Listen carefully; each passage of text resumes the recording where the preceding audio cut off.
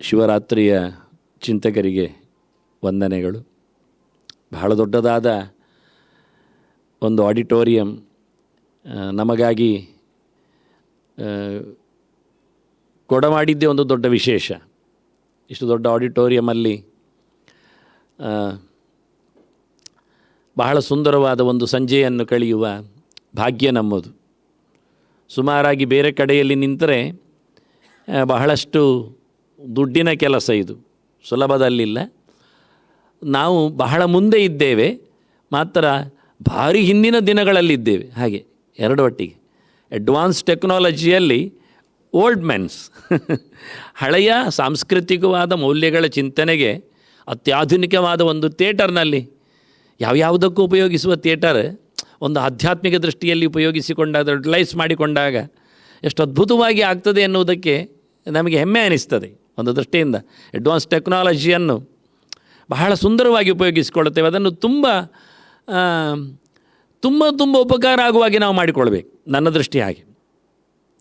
ಹಾಗಾಗಿ ಇಂಥದ್ದು ಸ್ಲೈಡ್ ಸ್ಲೋಗಳು ಮಾಡುವ ಮೂಲಕ ನಾವು ಸಿದ್ಧಾಂತವನ್ನು ಬಹಳ ಗಟ್ಟಿಯಾಗಿ ಮನುಷ್ಯರಲ್ಲಿ ಕೊಡಲಿಕ್ಕೆ ಬರ್ತದೆ.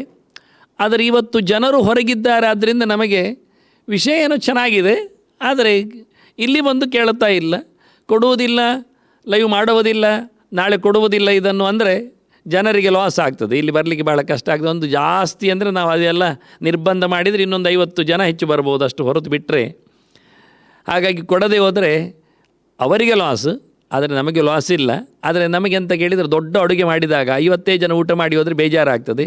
5,000 ಜನರಿಗೆ ಅಡುಗೆ ರೆಡಿ ಮಾಡಿರ್ತೇವೆ. ಇದೇನು ಕಮ್ಮಿ ಇಲ್ಲ. ವಿಷಯಗಳನ್ನು ಸಂಪಾದನೆ ಮಾಡುವುದು ಅಂದರೆ ಯಾರೋ ಮಾಡಿಟ್ಟದ್ದನ್ನು ನಾನು ತಂದು ಹಾಕ್ಲೇನೇ ಇಲ್ಲ, ಹಾಕ್ತಾನೂ ಇಲ್ಲ. 10-50 ವರ್ಷಗಳ ಭಾಳ ದೊಡ್ಡದಾದ ಪರಿಶ್ರಮ ಇಲ್ಲಿದೆ. ಆದರೆ ಬಹಳ ಸುಲಭವಾಗಿ ನಿಮಗೆ ಅದು ಉಪಯೋಗಕ್ಕೆ ಬರ್ತದೆ. ಆದ್ದರಿಂದ ಬಂದವರಿಗಂತೂ ಖಂಡಿತ ಹೇಳ್ತೇನೆ, ಪ್ರತ್ಯಕ್ಷವಾದ ಶಿವಲಿಂಗದ ದರ್ಶನ ಆದ ಹಾಗೆ, ದೂರದಲ್ಲಿ ಕೂತವರಿಗೆ ಏನಿದ್ರು ಫೋಟೋ ನೋಡಿಕೊಂಡಾಗೆ. ಹಾಗಾಗಿ ಅಪ್ಪಮ್ಮನ ಕಾಲು ಹಿಡಿಯುವುದು ಅಂದರೆ ದೊಡ್ಡ ಸಂಗತಿ, ಸತ್ತ ಬಳಿಕ ಅವರ ಫೋಟೋಗೆ ಪ್ರದಕ್ಷಿಣೆ ಬರೋದು ಅಂದರೆ ಅಷ್ಟಕ್ಕಷ್ಟೇ ಹೇಗೋ ಹಾಗೆ ಇರಲಿ ಬಿಡಿ. ಆದರೂ ಅವರವರ ಸಾಧನೆ, ಅವರವರ ಯೋಗ್ಯತೆ ಏನಿದ್ದರೂ ಶ್ರೀಪಾದರ ಒಂದು ದೊಡ್ಡ ಕೊಡುಗೆ ಅಂತ ನಾನು ಹೇಳುತ್ತಾ, ಇದನ್ನು ಈ ರೀತಿಯಾಗಿ ನಾವು ಬಹಳ ಒಳ್ಳೆಯ ರೀತಿಯಿಂದ ಉಪಯೋಗಿಸಿಕೊಂಡ್ರೆ ಬಹಳ ಅದ್ಧೂರಿಯಾದಂತಹ ನಾವು ನಮ್ಮ ಹಳೆಯ ಚಿಂತನೆಗಳ, ಶಾಸ್ತ್ರಗಳ ಕೀಲಿಕೈ ಸಿಕ್ಕಿದಾಗೆ ಅದನ್ನು ದುಡಿಸಿಕೊಂಡಾಗೆ ಅಂತ ಹೇಳ್ತಾ ಎಲ್ಲರಿಗೂ ಮಗದೊಮ್ಮೆ ವಂದನೆಗಳೊಂದಿಗೆ ಚಿಂತನೆಯನ್ನು ಕಳೆದ ಬಾರಿಯಿಂದ ಮುಂದರಿಕೆ ಕೆಲವು ಸ್ಲೈಡ್ಸ್ಗಳು ನಮಗೆ ಗಂಟೆ ಇದ್ದಷ್ಟು ಸಮಯ 5 ಗಂಟೆ 55 ನಿಮಿಷದವರೆಗೆ ನಾನು ಖಂಡಿತವಾಗಿ ಹೇಳಬೇಕು. ಹಾಗಾಗಿ ಎಲ್ಲರೂ ಕೈ ಎತ್ತಿದರೆ ನಾನು 6 ಗಂಟೆ ಆಗ್ತದೆ ಅಂತೇಳಿ ನಿಲ್ಲಿಸಲಿಕ್ಕೆ ಬರ್ತದೆ.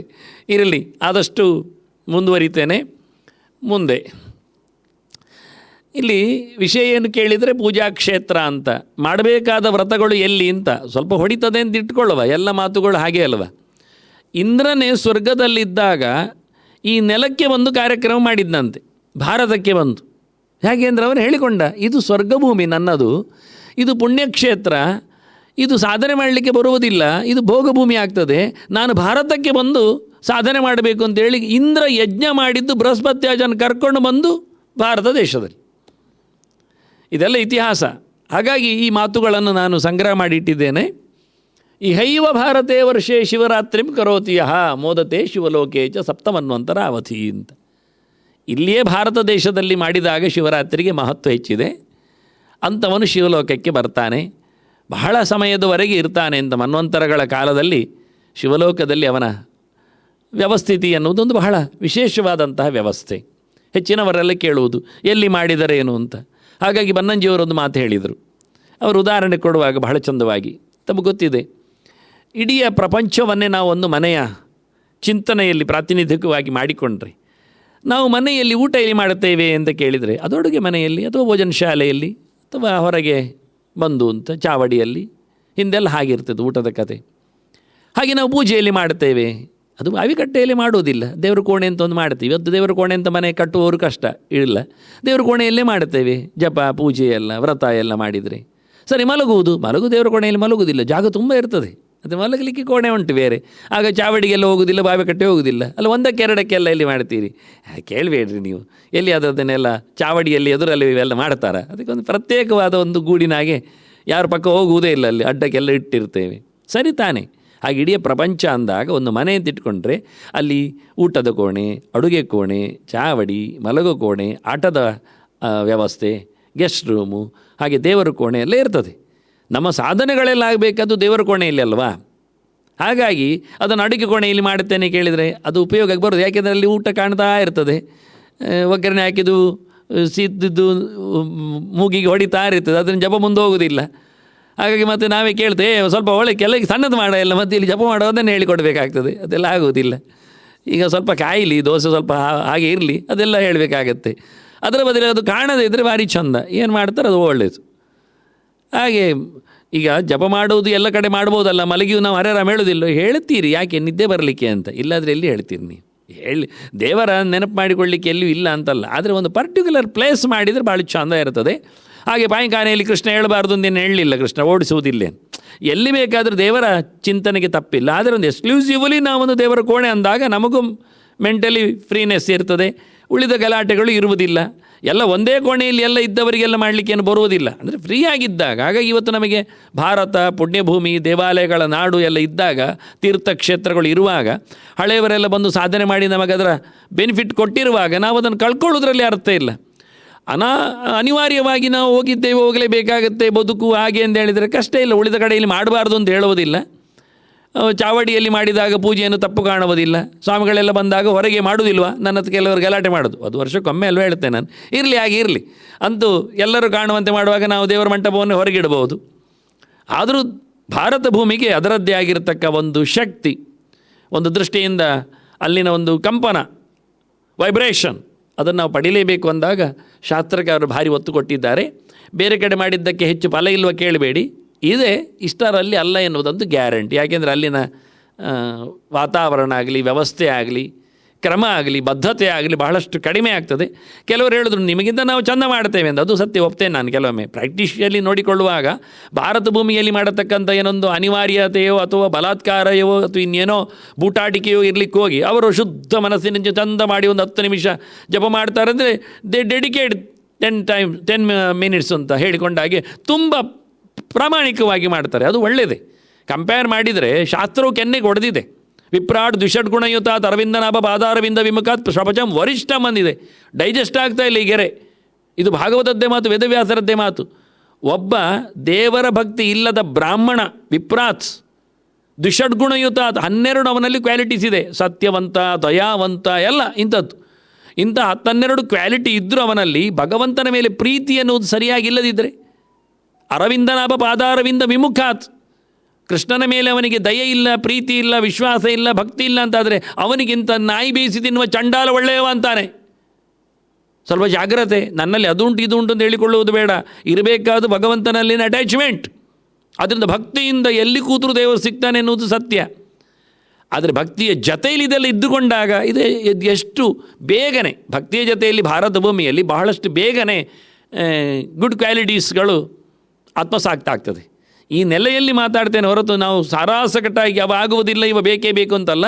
ಇಷ್ಟು ನಾನು ಹೇಳಬೇಕಾಗತ್ತೆ. ಯಾಕೆಂದರೆ ಇವತ್ತು ಸಾಧನೆ ಮಾಡುವವರಿಗೆ ಹೇಳಿಬಿಟ್ಟು ಇಲ್ಲ ಆಗಬಾರ್ದು. ಎಲ್ಲಿದ್ದರೂ ಕೊನೆಗೆ ಮಾಡಿ ಮಾರೇರೆ ಮಾಡುವುದು ಬೇಕು. ಸ್ವಲ್ಪಮಪ್ಯಸ್ಯ ಧರ್ಮಸ್ಯ ತ್ರಾಯತೆ ಮಹತೋ ಭಯ, ಗೀತೆಯ ಮಾತು. ಏನಾದರೂ ಚೂರಾದರೂ ಮಾಡುವ ಮೂಲಕ ನೀವು ದೊಡ್ಡದಾದ ಆಪತ್ತಿನಿಂದ ಪಾರಾಗ್ತೀರಿ ಎನ್ನುವುದು ಸತ್ಯ. ಆದ್ದರಿಂದ ಅಲ್ಲಿ ಹೇಳಬಾರ್ದು ಶಿವ, ಇಲ್ಲಿ ಹೇಳಬೇಕು ಶಿವ ಅಂತ ಹೇಳಲಿಕ್ಕಿಲ್ಲ. ಎಲ್ಲೆಂದರಲ್ಲಿಯೂ ಹೇಳಬೇಕಾದ್ದೇ ಸಂಗತಿ. ಆದರೆ ಭಾರತದಲ್ಲಿ ಹೆಚ್ಚು ಅದಕ್ಕೆ ಪ್ರಾಶಸ್ತ್ಯವನ್ನು ಶಾಸ್ತ್ರಕಾರರು ಕೊಟ್ಟು ನೆಲದ ಪಾಯಿಂಟ್ ಪ್ಲಸ್ ಮಾಡಿದ್ದಾರೆ ಎನ್ನುವುದು ಗ್ಯಾರಂಟಿ. ಕೃತ್ವಾಲಿಂಗಂ ಸಕೃತ್ ಪೂಜ್ಯ ವಸೇತ್ ಕಲ್ಪಾಯುತಂ ದಿವಿ ಪ್ರಜಾವಾನ್ ಭೂಮಿವಾನ್ ವಿದ್ವಾನ್ ಪುತ್ರವಾನ್ ಧನವಾನ್ ಸ್ತತ ಜ್ಞಾನವಾನ್ ಮುಕ್ತಿಮಾನ್ ಸಾಧು ಶಿವಲಿಂಗಾರ್ಚನ ಭವೇತ್. ಶಿವಲಿಂಗದ ಪೂಜೆಯಿಂದ ಏನು ಸಿಗ್ತದೆ ಹೇಳಿದರೆ, ಪಟ್ಟಿ ಮಾಡಿ ಬ್ರಹ್ಮವೈವರ್ತ ಹೇಳ್ತದೆ 8 ವಿಷಯ ಸಿಗ್ತದೆ ಅಂತ. ಮೇಲಿನದ್ದು ಬ್ರಹ್ಮವೈವರ್ತದ್ದೇ. 2 ಒಟ್ಟಿ ಇದ್ದಾಗ ಒಂದೇ ಕಡೆ ಬರಿತಾ ಇದ್ದೇನೆ, ಸಾಮಾನ್ಯ ಗುರುತಿಸಲಿಕ್ಕೆ ಬಾರಲ್ಲಿ ಹಾಕ್ತಾ ಇದ್ದೇನೆ ಹೆಸರು ಹೆಚ್ಚಾಗಿ. ಇಷ್ಟು ಲಿಂಗ ಪೂಜೆಯಿಂದ ಏನು ಸಿಗ್ತದೆ ಕೇಳಿದರೆ, ಅಷ್ಟಲಿಂಗನಾದ್ದರಿಂದವ, ಅಷ್ಟಮೂರ್ತಿಯವನಾದ್ದರಿಂದ. ಅಷ್ಟಮೂರ್ತಿಯ ಬಗ್ಗೆ ಮುಂದಿನ ಸ್ಲೈಡ್ಸ್ಗಳಲ್ಲಿ ಬರ್ತದೆ. ಹಾಗಾಗಿ 8 ನಾವು ಪಡಿಬಹುದು ಅವನಿಂದ. ಪ್ರಜಾವಾನ್, ಭೂಮಿಮಾನ್, ಅರ್ಥ ಹೇಳಬೇಕಾಗಿಲ್ಲ ನಾನು, ವಿದ್ವಾನ್, ಚಿಂತನೆ ಗಟ್ಟಿ ಆಗ್ತದೆ, ಪುತ್ರವಾನ್, ಮತ್ತು ಪ್ರಜಾವಾನ್ ಉಂಟಲ್ಲ. ಪ್ರಜಾವಾನ್ ಅಂದರೆ ಅರಸನಾದಾಗ ಪ್ರಜೆಗಳು ಅವರ ಪಕ್ಷದಲ್ಲಿ ಬರಬೇಕಲ್ಲ, ಅದಕ್ಕೆ ಪುತ್ರವಾನ್ ಧನವಾನ್ಸ್ತತ ಜ್ಞಾನವಾನ್ ಮತ್ತು ವಿದ್ವಾನ್ ಹೇಳಿದ್ದಲ್ಲ ನೀವು. ಜ್ಞಾನ ಅಂದರೆ ಎರಡು ಬಗೆ ಇರ್ತದೆ, ದೇವರ ವಿಷಯ ಒಂದು, ಬಾಹ್ಯವಾದಂಥ ಒಂದು ನಾಲೆಜ್, ವಿದ್ವತ್ತ ಅಂದರೆ ಹಾಗೆ ಎರಡು ಪ್ರಕಾರವನ್ನು ಹೇಳಿ ಗೊತ್ತು ಮಾಡಿದರು. ಮತ್ತು ಮುಕ್ತಿಮಾನ್, ಮೋಕ್ಷವನ್ನು ಗ್ಯಾರಂಟಿ ಪಡೀಲಿಕ್ಕೆ, ಮತ್ತು ಸಾಧು ಅಂದರೆ ಸಾಧುತ್ವ, ಒಳ್ಳೆಯವನಾಗ್ತಾನೆ, ಒಳ್ಳೆತನ ಬರ್ತದೆ. ಹೀಗೆ ಬಹಳ ಸುಂದರವಾಗಿ 8 ಮುಖದಿಂದ ಶಿವನ 8 ಆರಾಧನೆಗೆ ಲಾಭವನ್ನು ಕೊಟ್ಟಿದ್ದಾರೆ. ನೆಕ್ಸ್ಟ್ ಅಷ್ಟಮೂರ್ತಿಗಳ ಬಗ್ಗೆ ಮಾತಾಡಿದೆ ನಾನು. ಅಷ್ಟಮೂರ್ತಿಗಳು ಹೇಗಿದ್ದಾರೆ ಎನ್ನುವುದರ ಬಗ್ಗೆ ಮಾತಾಡುವ. ಅವರೆಲ್ಲ 8 ಮೂರ್ತಿಯವರು. ಇದೆಲ್ಲ ಸಾಮಾನ್ಯವಾಗಿ ಭಗವಂತನ 8 ರೂಪಗಳು ಇದೇ ರೀತಿ ಅಂದರೆ ಹೀಗೆ. ವಿಶ್ವಾದಿಗಳ ಬಗ್ಗೆ ಮಾತಾಡುವಾಗ ಆಚಾರ್ಯ ಹೇಳ್ತಾರೆ ಮೂರ್ತಯಷ್ಟು ಅವಿದ್ಯೆಯ ಚಕ್ರಶಂಕವರ ಭಯೈ ಅಂತ ಕಾಮನ್. ಹಾಗೆ 8 ಮೂರ್ತಿಗಳಿಗೆ ಕಾಮನ್ ಏನು ಕೇಳಿದರೆ ಲಕ್ಷಣ ವರಾಭಯಕರಶ್ಚೈವ ಟಂಕ ಕೃಷ್ಣಧರಸ್ತತ ಅಂತ. ಮೃಗವನ್ನು ಇಟ್ಕೊಳ್ತದೆ, ಟಂಕವನ್ನು ಇಟ್ಕೊಂಡಿರ್ತದೆ, ಮತ್ತು ವರಾಭಯದ ಲಕ್ಷಣ ಇರ್ತದೆ. ಅದಕ್ಕಾಗಿ ಹೊಸತು ಒಂದು ಹುಡುಕಿ ಹಾಕಿದ್ದೇನೆ ನಾನು, ಆ ಮೂರ್ತಿ ಹೇಗಿರ್ತದೆ ಅಂತ. ಬಹಳ ಕೆಲವೆಲ್ಲ ಸರ್ಚ್ ಮಾಡಲಿಕ್ಕೆ ಭಾರಿ ಕಷ್ಟ ಇರ್ತದೆ. ಯಾಕೆಂದರೆ ಲಕ್ಷಣವಾಗಿ ಕೊಡುವುದಿಲ್ಲ, ಹೇಳಿದ್ದು ಇರುವುದಿಲ್ಲ, ಇರುವುದು ಹೇಳಿದಾಗಿರುವುದಿಲ್ಲ. ಇದೇ ನಮಗೆ ಕಷ್ಟ ಆಗೋದು. ಎಲ್ಲ ಕಥೆಯಲ್ಲಿ ಎಲ್ಲರೂ ಹಾಗಾಗಿ ಶಾಸ್ತ್ರಕಾರರು ಹೇಳಿದ ಲಕ್ಷಣ ಇರುವಂಥ ಸಿಗುವುದು ಬಹಳ ಕಷ್ಟ. ಅಷ್ಟಮೂರ್ತಿಗಳು ಬಹಳ ಸುಂದರವಾಗಿ ಕೈಯಲ್ಲಿ ವರ ಮತ್ತು ಅಭಯ, ಕೇಳಿದ್ದನ್ನು ಕೊಡ್ತೇನೆ ಅಂತ, ಯಾವುದಕ್ಕೂ ಕಮ್ಮಿ ಇಲ್ಲ ಅಂತ, ಅಂದರೆ ಹೆದರಬೇಡಿ ಬನ್ನಿ ಅಂತೇಳಿ ವರಾಭಯ ಮುದ್ರೆಗಳು. ಜೊತೆಯಲ್ಲಿ ಇನ್ನೊಮ್ಮೆ ಕತೆ ಹೇಳುವ, ಅದರದ್ದೆಲ್ಲ ಮೃಗದ ಬಗ್ಗೆ ಟಂಕದ ಬಗ್ಗೆ ಎಲ್ಲ ಇನ್ನೊಮ್ಮೆ ಹೇಳ್ತೇನೆ ಕತೆಗಳು. ಆಯುಧಗಳ ಬಗ್ಗೆ ಮತ್ತೆ ನೋಡುವ. ಇನ್ನೊಮ್ಮೆ ಶಿವಚಿಂತನೆ ಮಾಡಲಿಕ್ಕೆ ನಾವು ಡೀಟೇಲ್ ಆಗಿ ಕೂತ್ಕೊಳ್ಳುವಾಗ ಯೋಚನೆ ಮಾಡುವ. ಈಗ ಶಿವರಾತ್ರಿಗೆ ಬೇಕಾದಷ್ಟು ನಾವು ಮೆಟೀರಿಯಲ್ ಒಟ್ಟು ಮಾಡಿದ್ದೇವೆ. ಈಗ ಬಣ್ಣವನದ್ದು 8ರದ್ದು ಕೇಳಿದರೆ ನಾರಾಯಣನದ್ದು ಹೇಳುವಾಗ ಸಮಾನ ವರ್ಣ ಅಂತ ಹೇಳಿಬಿಟ್ರು, ಮೂಲ ರೂಪದ ಹಾಗೆ ಅಂತ. ಇಲ್ಲಿ ನೋಡಿ ಶುಕ್ಲ ಶ್ಯಾಮಶ್ಚ, ಶ್ಯಾಮ ಅಂದರೆ ಹಸಿರೊಂದಿಟ್ಕೊಳ್ಳಿ, ರಕ್ತಶ್ಚ ಕೃಷ್ಣ, ಗೋಕ್ಷೀರ ಸನ್ನಿಭ, ಕೇಸರ ಅದು ಕೇಸರಿಯೇ, ಮತ್ತು ವಿದ್ರುಮ ಅದು ಹವಳದ ಬಣ್ಣ, ವಿದ್ರುಮ ಅಂದರೆ.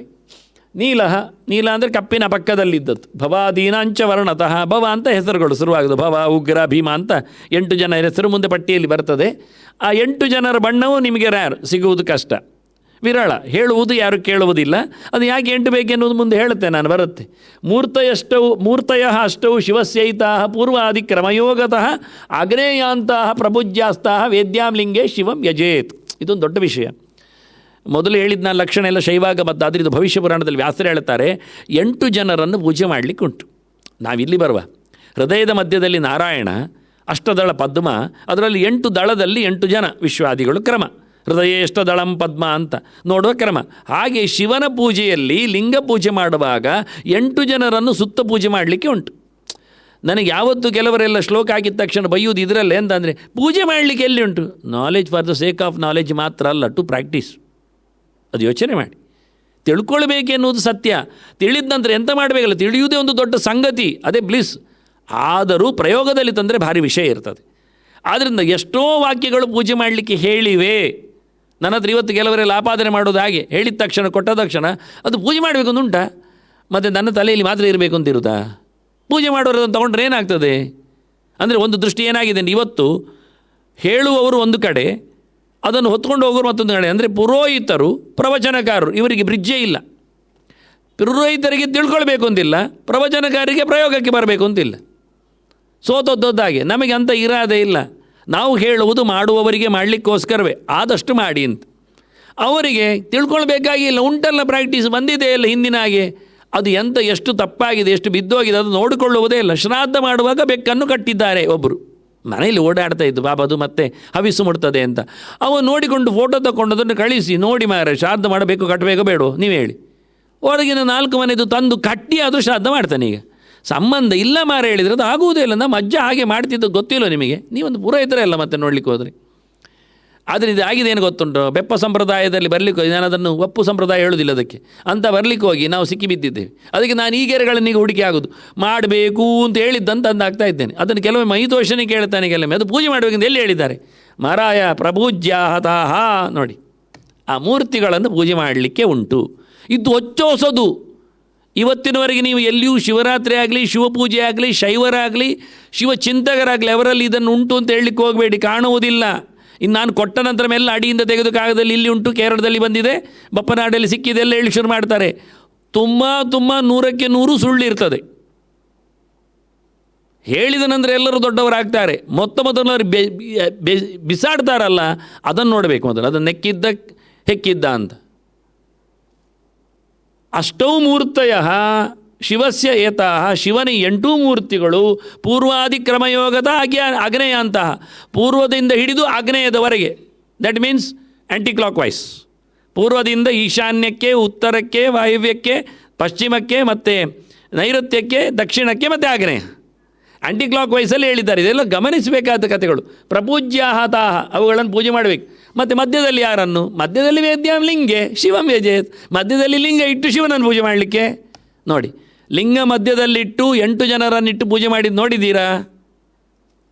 ಹೇಳಿದ್ದಾರಾ? ಸಿಕ್ಕಿಬಿಟ್ಟಿದೆಯಾ? ಇದು ರಾಮನಾಥಾಚಾರ್ಯದ್ದು ಭವಿಷ್ಯ ಪುರಾಣದಲ್ಲಿ ಕೊಟ್ಟ ಗೆರೆ ನಾನು ತಂದು ಕೊಟ್ಟಿದ್ದೇನೆ. ನಾಳೆಗೆ ನಾವು ಗಮ್ಮತ್ತಿನಲ್ಲಿ ಅಲ್ಲಾದರೆ ಇವತ್ತು ಅಡ್ವಾನ್ಸಲ್ಲಿ, ಯಾಕೆಂದರೆ ಚಿಂತನೆ ಮಾಡುವಾಗಲೇ ಪೂಜೆ ಮಾಡಿದಾಗೆ, ಮಾನಸ ಪೂಜೆ ಮಾಡಿದಾಗ ಮಧ್ಯದಲ್ಲಿ ಯಾರು? ಲಿಂಗ, ಭಗವಂತನ ವಿಶೇಷವಾದ ಪ್ರತೀಕ. ಲೀನಂ ಗಮಯತಿ, ಒಳಗೆ ಕೂತ ಭಗವಂತನನ್ನು ಎಚ್ಚರಿಸುತ್ತಿರುವ ರಾಮ ರಾಮೇತಿ ರಾಮೇತಿ ಎಂದು ಹೇಳಿಕೊಂಡಿರತಕ್ಕ ಶಿವಪ್ಪ ಕೂತಿದ್ದಾನೆ. ಸುತ್ತಲವನ 8 ಮೂರ್ತಿಗಳು ಕೂತಿವೆ, ನಡುವೆ ನಾರಾಯಣ ಕೂತ, ವಿಶ್ವಾದಿಗಳು ಕೂತಾಗೆ. ನೆಕ್ಸ್ಟ್ ನೋಡಿ, 8 ಜನರನ್ನು ಕರೆಯುವ ಕ್ರಮ ಹೇಗೆ ಅಂತ ತೋರಿಸಿಕೊಟ್ಟಿದ್ದೇನೆ. ಅಷ್ಟದಳ ಪದ್ಮದಲ್ಲಿ ನಡುವೆ ಲಿಂಗವನ್ನಿಟ್ಟು 8 ಜನರನ್ನು ಕರಿಬೇಕು. ಪೂರ್ವದಿಂದ ಹಿಡಿದು ಆಗ್ನೇಯದವರೆಗಿನ ಕಥೆ ಹಾಕಿದ್ದೇನೆ. ಭವಿಷ್ಯ ಪುರಾಣ ಹೇಳಿದ ರೀತಿಯಲ್ಲಿ ತೋರಿಸಿಕೊಟ್ಟಿದ್ದೇನೆ. ಪೂರ್ವದಲ್ಲಿ ಯಾರು ಬರ್ತಾನೆ? ಶರ್ವ ಬರ್ತಾನೆ.